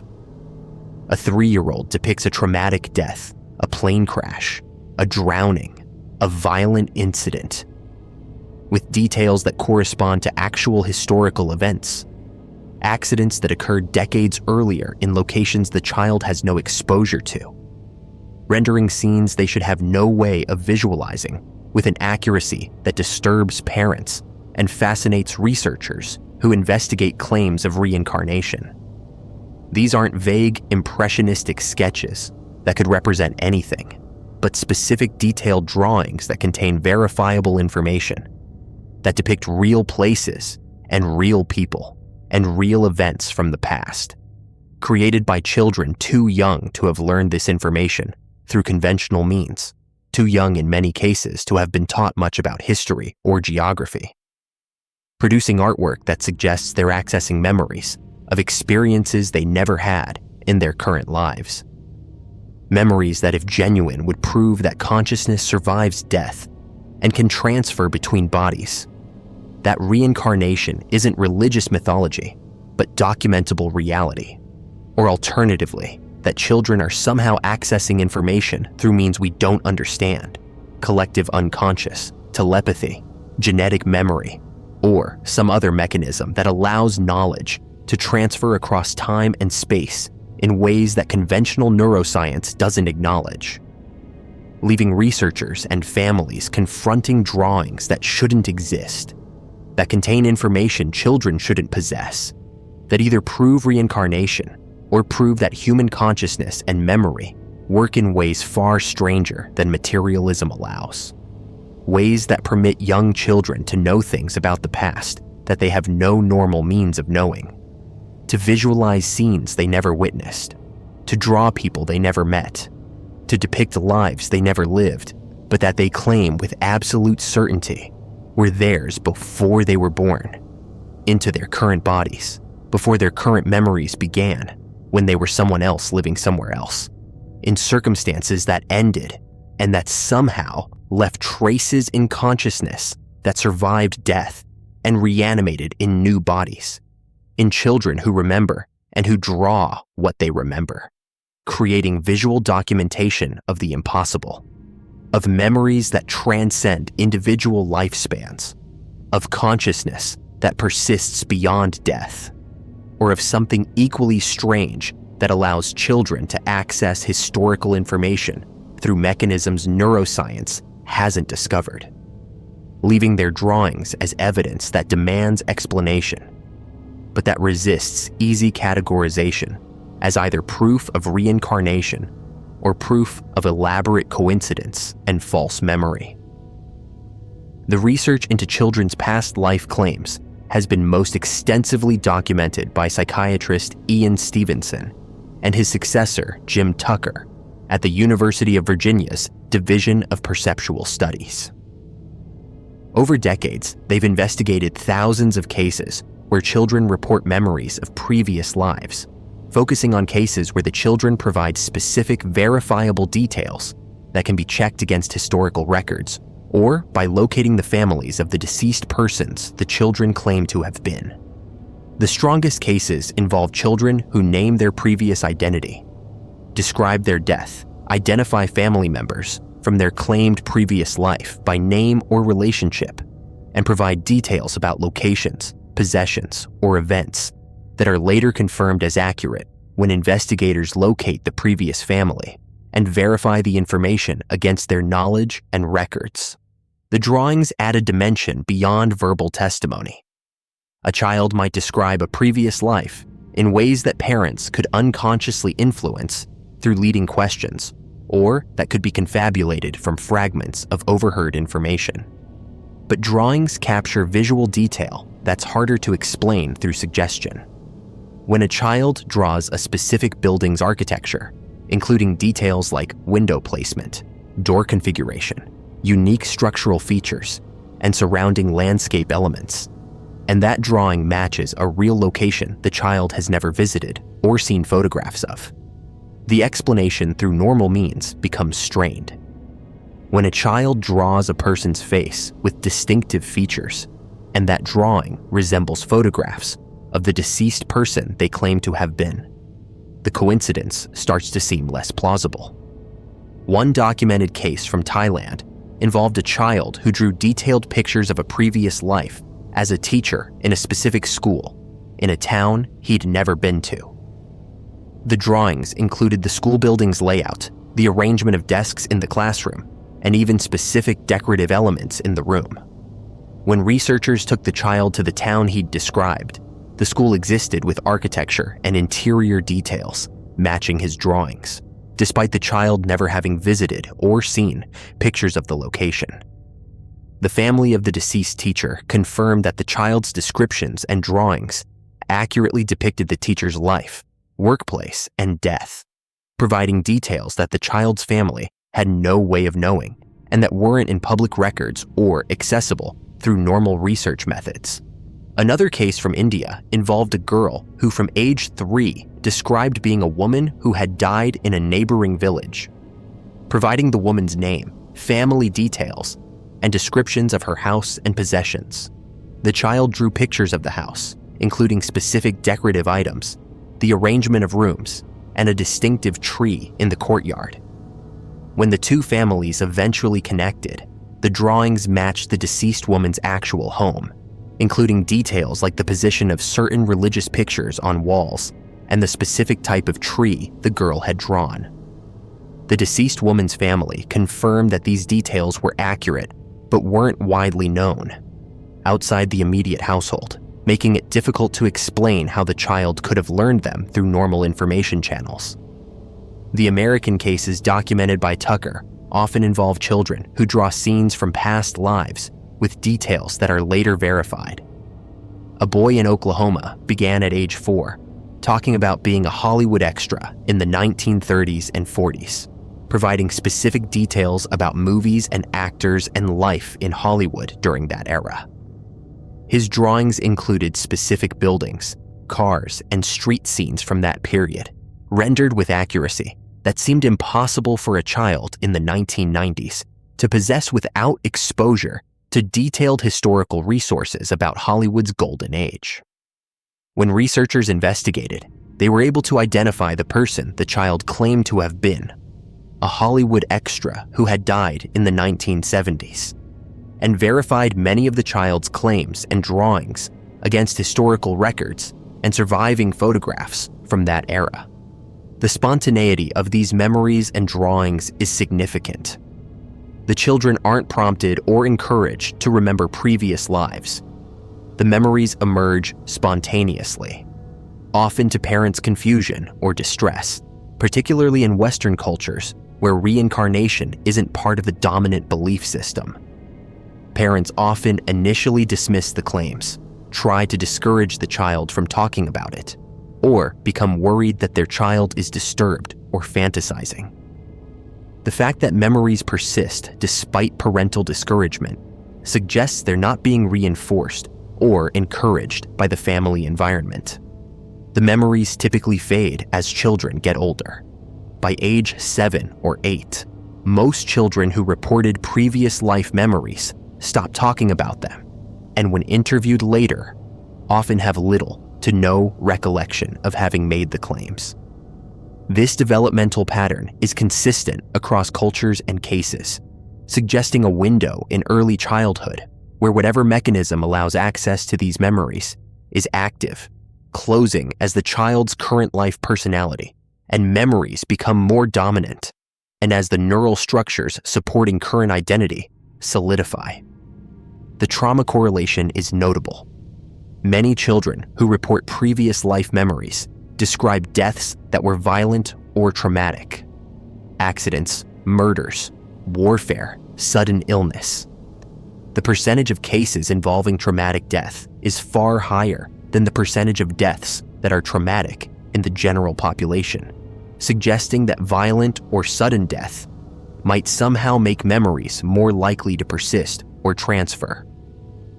This could indicate that unresolved trauma at death creates stronger memory traces, or could indicate that the mechanism by which memories transfer is somehow activated or facilitated by trauma. Birthmarks and birth defects that correspond to fatal wounds from claimed previous lives appear in some cases. Children with birthmarks matching the location of fatal gunshot wounds described in their previous life memories, scars that correspond to surgical incisions from the previous person's medical history, or physical anomalies that match injuries or conditions the previous person had. Stevenson documented hundreds of these cases, photographing the birthmarks and comparing them to medical records or autopsy reports from the deceased persons, finding matches that seem too specific to be coincidental. The cultural variation is significant. Cases are reported most frequently in cultures where reincarnation is an accepted belief: Buddhism, Hinduism, various indigenous traditions. But they occur in Western contexts as well, just less frequently or less openly due to cultural resistance to the concept. Whether this reflects actual difference in reincarnation rates or merely difference in reporting and acknowledgement is unclear. Parents in cultures that believe in reincarnation might notice and document behaviors that Western parents dismiss or discourage. The skeptical explanations focus on false memory, suggestion, coincidence, and fraud. Children are highly suggestible and imaginative, capable of confabulating elaborate false memories from fragmentary inputs. Parents who believe in reincarnation might unconsciously cue children, might ask leading questions, might selectively remember and report the hits while forgetting the misses. The verification process might be contaminated by confirmation bias, with investigators finding patterns and matches that seem significant because they're looking for them, and some cases might involve deliberate fraud, families fabricating claims for attention or religious validation. But the best documented cases resist easy dismissal.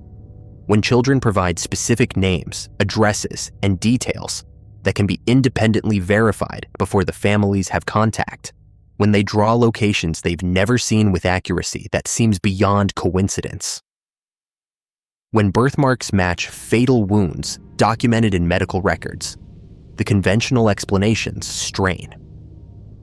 Either these cases represent evidence of some mechanism by which consciousness or information transfers across lives, or they represent remarkable strings of coincidence and contamination that somehow produce specificity that seems impossible through chance.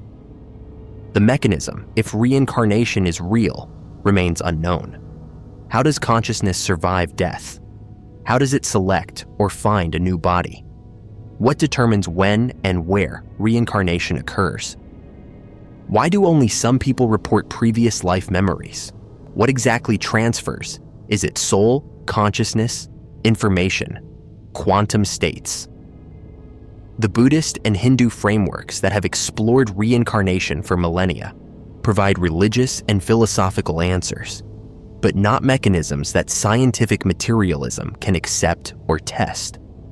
Alternative explanations that don't require reincarnation include genetic memory, information somehow encoded in DNA from ancestors, though this can't explain cases where children remember lives as people unrelated to their family.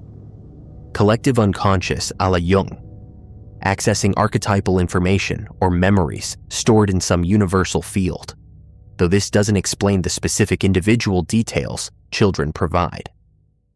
Telepathy, or super ESP, somehow psychically accessing information about deceased persons from still living people who knew them or from records.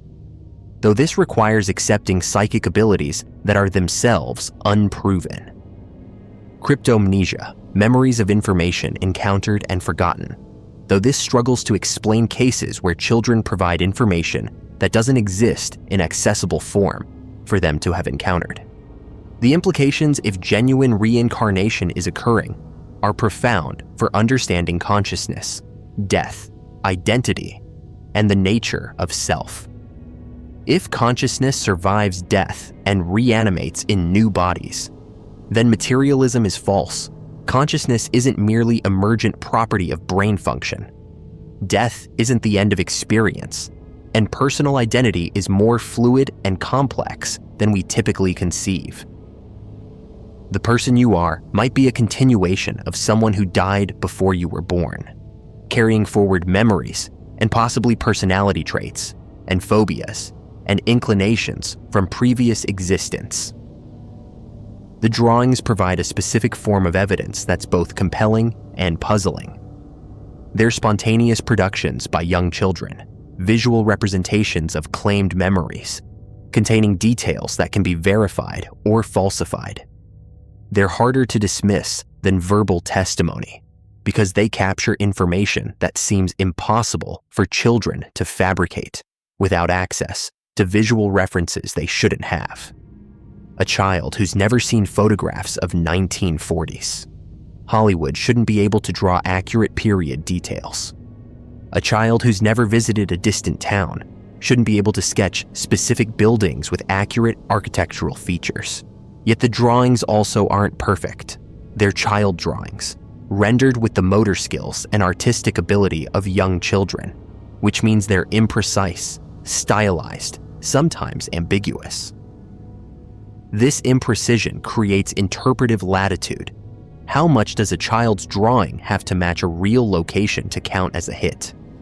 How much similarity is required before we call it evidence rather than coincidence? The subjective element in evaluating whether drawings match their claimed reference creates opportunity for bias to influence conclusions. The pattern across thousands of cases investigated over decades suggests something genuine is occurring, even if its nature remains disputed. Children across cultures spontaneously provide detailed information about deceased persons' lives, information that can be verified and that the children shouldn't have normal access to. The addition of drawings that visually depict these claimed memories adds a layer of documentation that strengthens the most compelling cases while also revealing the limitations and ambiguities that prevent definitive proof. Whether these children are genuinely remembering previous lives, whether they're accessing information through unknown psychic or consciousness mechanisms, whether the cases represent elaborate coincidence and false memory, or whether some combination of factors creates the appearance of past life memory.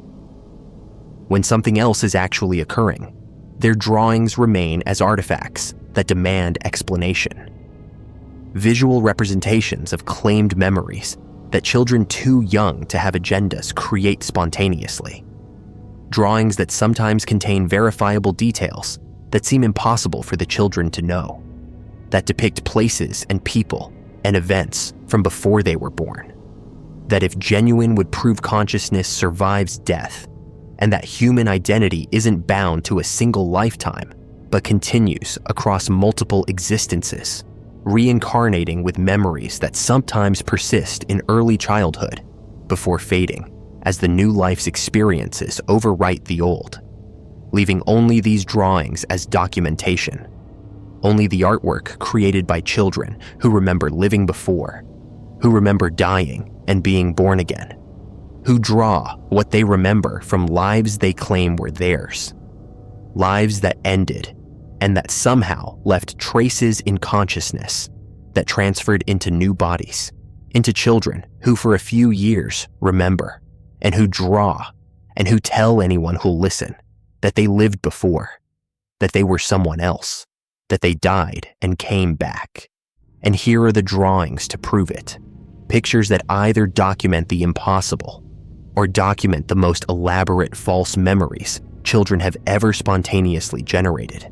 Drawings that researchers study and skeptics dismiss, and parents keep in uncertain wonder, never quite sure whether their child is accessing genuine memories from a previous life or whether something else is creating the impression of memory when no actual previous life existed, leaving the drawings in permanent ambiguity, evidence that could prove reincarnation or could prove nothing, depending on how you interpret them, depending on what you believe about consciousness and death, and whether identity can persist across the boundary that separates one life from the next, whether children can remember lives they never lived in their current bodies, whether their drawings depict real previous experiences or impossible false memories, whether consciousness survives death, or whether these cases represent something equally strange that we don't yet understand, leaving the drawings as they are,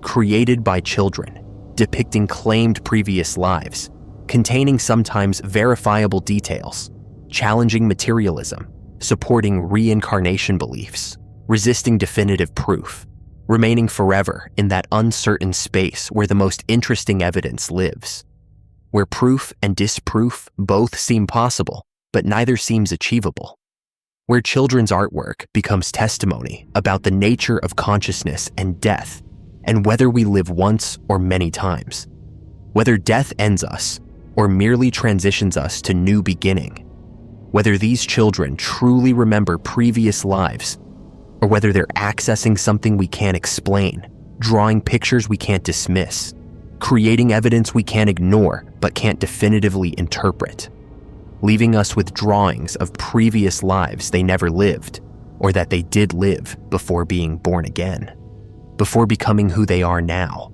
before forgetting as they always do by age 7 or 8, leaving only the drawings from when they still remembered, when they could still access whatever memories or information or consciousness fragments persist across death and rebirth, captured in child-rendered pictures that are either the most compelling evidence for reincarnation or the most puzzling false memories children spontaneously generate. Drawings that remain, that document something, that prove either everything or nothing, depending on what framework you use to interpret them, leaving children's drawings of previous lives they never lived, or that they did live as permanent testimony to mysteries we can't solve, questions we can't answer, evidence we possess but can't conclusively evaluate, drawings that exist as artifacts of childhood, of claimed past lives, of consciousness that might survive death, of memories that might transfer across lifetimes, of children who remember and draw what they remember before forgetting, before becoming fully themselves in this life, before the previous life fades completely, leaving only drawings, only memories in picture form, only evidence that tantalizes and frustrates, that suggests reincarnation might be real, that consciousness might survive death, that children might genuinely remember previous existences, or that something equally mysterious creates these effects through mechanisms we haven't discovered, leaving the drawings as they are and have always been unexplained, fascinating, disturbing, compelling, ambiguous, evidence of something but evidence that refuses to definitively tell us what that something is. Phantom time, hypothesis, 300 years that never happened. What if the year isn't actually 2025, but 1728? What if nearly 3 centuries of history that we've been taught actually never occurred? Were completely fabricated, inserted into the timeline by a conspiracy so vast and so successful that it convinced the entire world that events happened, people lived, and empires rose and fell during a period that was actually just blank space, empty time that was papered over with invented chronicles and forged documents. This is the phantom time hypothesis, proposed by German historian Heribert Illig in 1991, suggesting that the years between 614 and 911 AD never happened, that approximately 297 years were added to the calendar through deliberate falsification coordinated between Holy Roman Emperor Otto III, Pope Sylvester II, and possibly Byzantine Emperor Constantine VII. According to this theory, they wanted to position themselves at the symbolically significant year 1000 AD, rather than the actual year 703. So they simply added centuries to the timeline, invented historical figures and events to populate those centuries, forged documents and artifacts to support the narrative, and succeeded so thoroughly that every culture and civilization on Earth somehow accepted this fabricated chronology without anyone noticing or preserving accurate records that would contradict it. The implications are staggering. If Illig is correct, then Charlemagne never existed. The early Islamic conquests didn't happen as described, and entire architectural marvels attributed to the Dark Ages were actually built in completely different time periods by cultures we've misidentified because we're operating from a timeline that's off by 300 years. The hypothesis originates from Illig's observation that the period between roughly 600 and 900 AD, what we call the early Middle Ages or Dark Ages, has suspicious characteristics that make it seem less historically substantial than the periods before and after it. There's a relative scarcity of contemporary documents from this era, architecture, and artifacts that appear to be from earlier or later periods contaminating the archaeological record, and what Illig interprets as a fundamental discontinuity in cultural and technological development that suggests something is wrong with the chronology. If you removed those 300 years from the timeline, he argues, the progression from late antiquity to the high Middle Ages makes more sense, flows more naturally without the problematic Dark Age interruption that has always puzzled historians trying to explain why civilizations seem to regress dramatically before recovering. The motivation Illig proposes is both political and religious. The year 1000 AD held enormous symbolic significance in Christian eschatology. It represented the millennium, the 1,000-year anniversary of Christ's birth, a numerologically perfect moment that rulers would want to claim for their reigns. Otto III crowned emperor in 996, Sylvester II becoming pope in 999. Both men were scholars interested in calendrical reform, and both stood to gain tremendously from positioning themselves as rulers during this momentous year.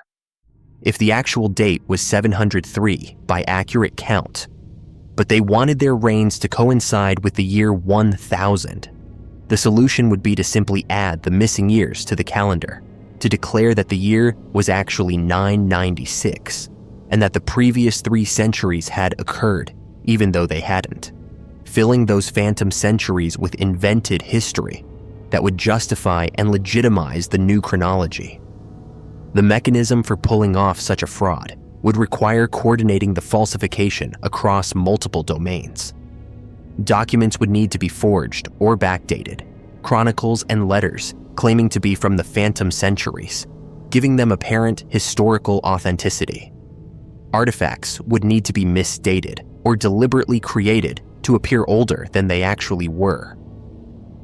Architectural structures would need to be attributed to periods when they weren't actually built.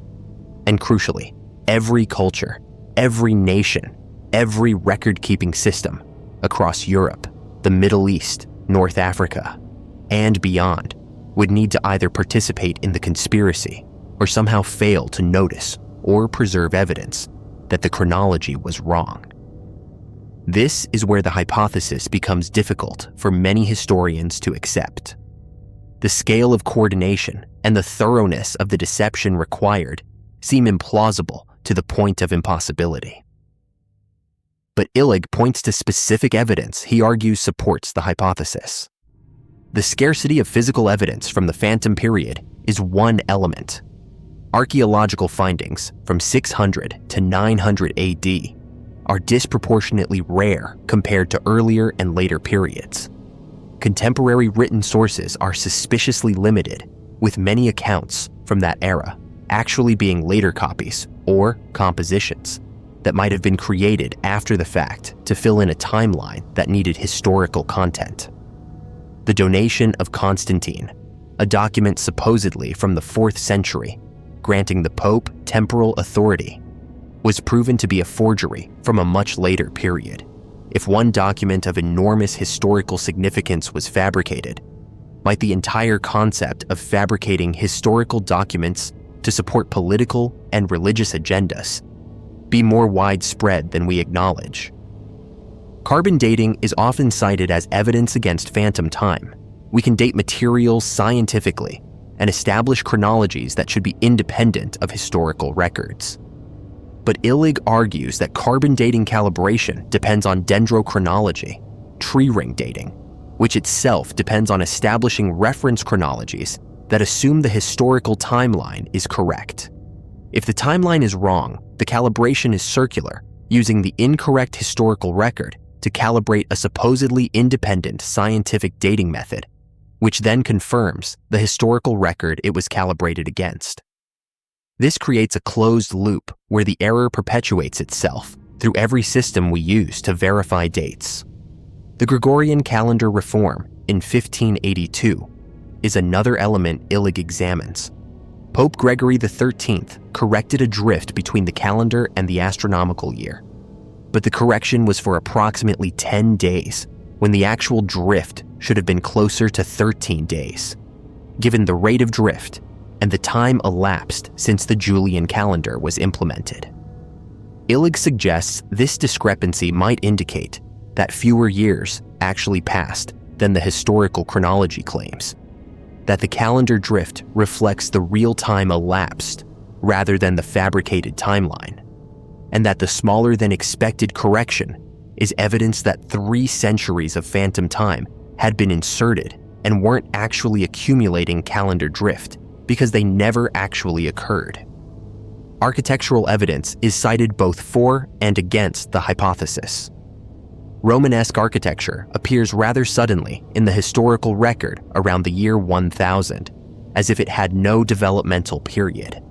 Illig suggests that Romanesque architecture was actually developing during what we're told is the late Roman period, and that the phantom centuries create an artificial gap in the architectural record that makes it seem like styles appeared without precedent, when actually the intervening time never happened, and the sudden appearance reflects continuous development that only seems interrupted because of the inserted phantom time. The hypothesis faces severe criticism from mainstream historians and scientists. The problem of coordination is insurmountable in most scholars' view. How do you convince Islamic civilizations, the Byzantine Empire, Chinese dynasties, and countless other independent record-keeping societies across the world to all adopt a falsified chronology? Islamic sources have their own calendrical systems and historical records that should be independent of European Christian calendar manipulation. Yet they document events and dates that correspond with the European timeline when converted. Chinese astronomical records from the period record events, like eclipses and comets, that can be independently verified through astronomical modeling, confirming that those years occurred when the historical chronology claims they did. Documents that can be scientifically dated to the phantom period through methods independent of calibration against historical chronology also pose problems for the hypothesis.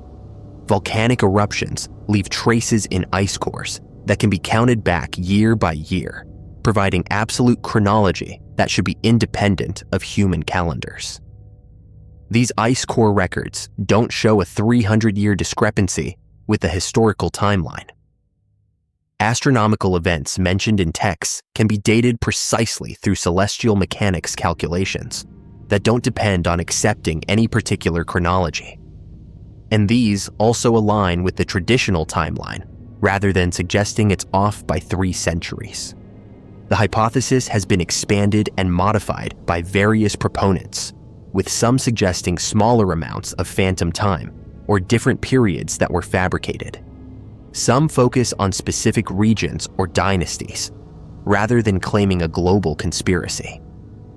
But the core phantom time hypothesis, as Illig proposed, it claims a specific 300-year period was entirely invented, which requires either accepting that the conspiracy was more vast and more successful than any other historical deception, or that all the various independent verification methods are flawed in ways that happen to produce the same incorrect timeline. Charlemagne is a central figure in the debate because he supposedly lived and ruled during the heart of the Phantom period. Illig suggests Charlemagne is a complete fabrication, an invented ruler whose story combines elements from earlier and later figures, created to populate the empty timeline with a suitably impressive emperor who could serve as a historical anchor point for the fabricated chronology.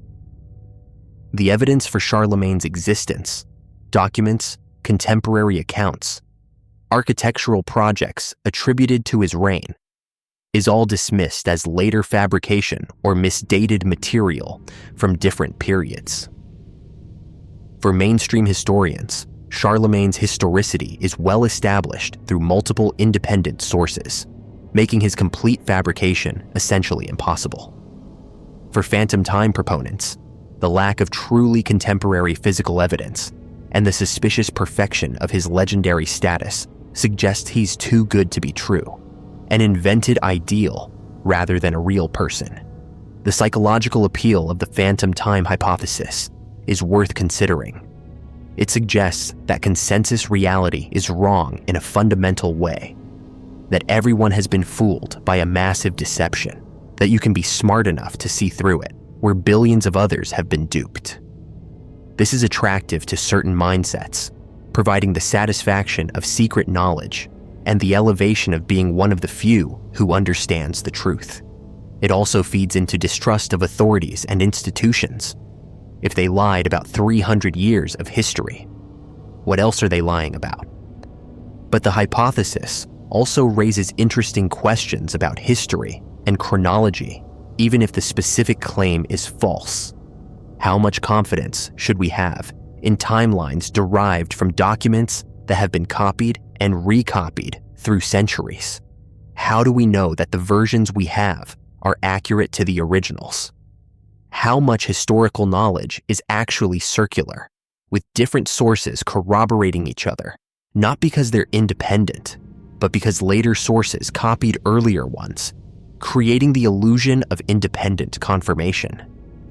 Even if 300 years weren't invented wholesale, are there smaller falsifications and errors that have accumulated in the historical record, making our understanding of the past less accurate than we assume?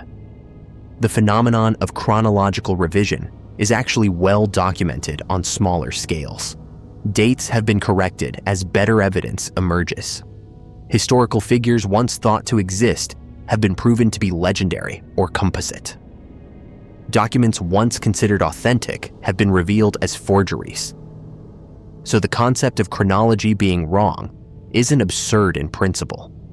It's only the scale Illig proposes that makes the phantom time hypothesis hard for mainstream academia to accept. If he claimed 50 years were invented, or that a specific dynasty's chronology was inflated, it would be more plausible, even if still controversial. 300 years affecting the entire world is where the hypothesis stretches credibility beyond what evidence can support. Testing the hypothesis definitively is challenging because any evidence against it can be dismissed by proponents as part of the fabrication or as calibrated against the false chronology and therefore invalid. This makes it essentially unfalsifiable from the believer's perspective. Every attempt to disprove it is explained away as contaminated by the very conspiracy it's trying to test. This is a characteristic of many alternative historical theories and makes productive debate difficult because there's no evidence that would be accepted as conclusive disproof. The cultural impact of the hypothesis has been modest. It's known in alternative history communities and among those interested in chronological controversies, but it hasn't achieved mainstream acceptance or seriously challenged academic consensus about the historical timeline. It serves more as a thought experiment and a fringe theory that raises interesting questions about how we establish historical knowledge, even if the specific claim about phantom centuries is almost certainly false. What the phantom time hypothesis does effectively is demonstrate how much of what we know about the past depends on trust. Trust in documents, trust in institutions that preserve and interpret them, trust in methods of dating and verification. If that trust is misplaced, if there are systematic errors or deliberate deceptions in the chain of evidence, then our understanding of history could be dramatically wrong. Illig asks us to consider that possibility in the most extreme form, suggesting 300 years of fabrication. And while most historians find the evidence for that specific claim insufficient, the underlying question remains valid. How do we know the history we've been taught is accurate? What would it look like if it wasn't? And how would we detect a falsification that was thorough and coordinated enough to fool everyone for centuries? Whether the phantom time hypothesis is a legitimate historical controversy or an elaborate misunderstanding of how historical evidence works, it represents a fascinating challenge to consensus chronology. A suggestion that time itself, as we understand it, might be a construction, that the years we count might not correspond to years that actually elapsed, that history as written might contain not just errors and biases, but wholesale fabrications that have become so embedded in our understanding of the past that questioning them seems absurd, even though, if they existed, that absolute confidence in their truth would be exactly what you'd expect from a successful historical fraud. The calendar says it's 2025. Heribert Illig says it's 1728. Mainstream historians say Illig is wrong and can prove it through multiple independent verification methods. But late at night, when you think about how much of what you know about the past you've never actually verified yourself, about how you trust documents and dates because authorities tell you they're accurate, about how a conspiracy that succeeded completely would look exactly like consensus reality, because consensus reality is what it would have created.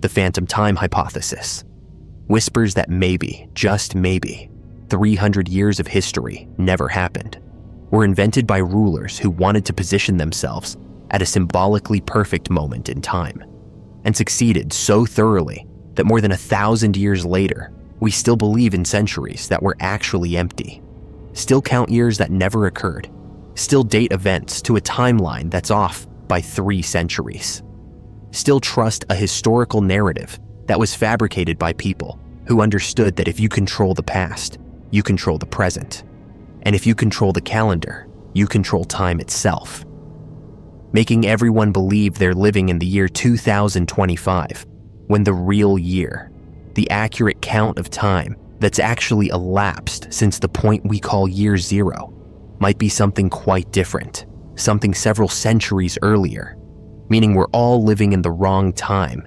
believing in a chronology that was invented, trusting a timeline that was fabricated, and accepting without question centuries of history that Heribert Illig insists never happened at all.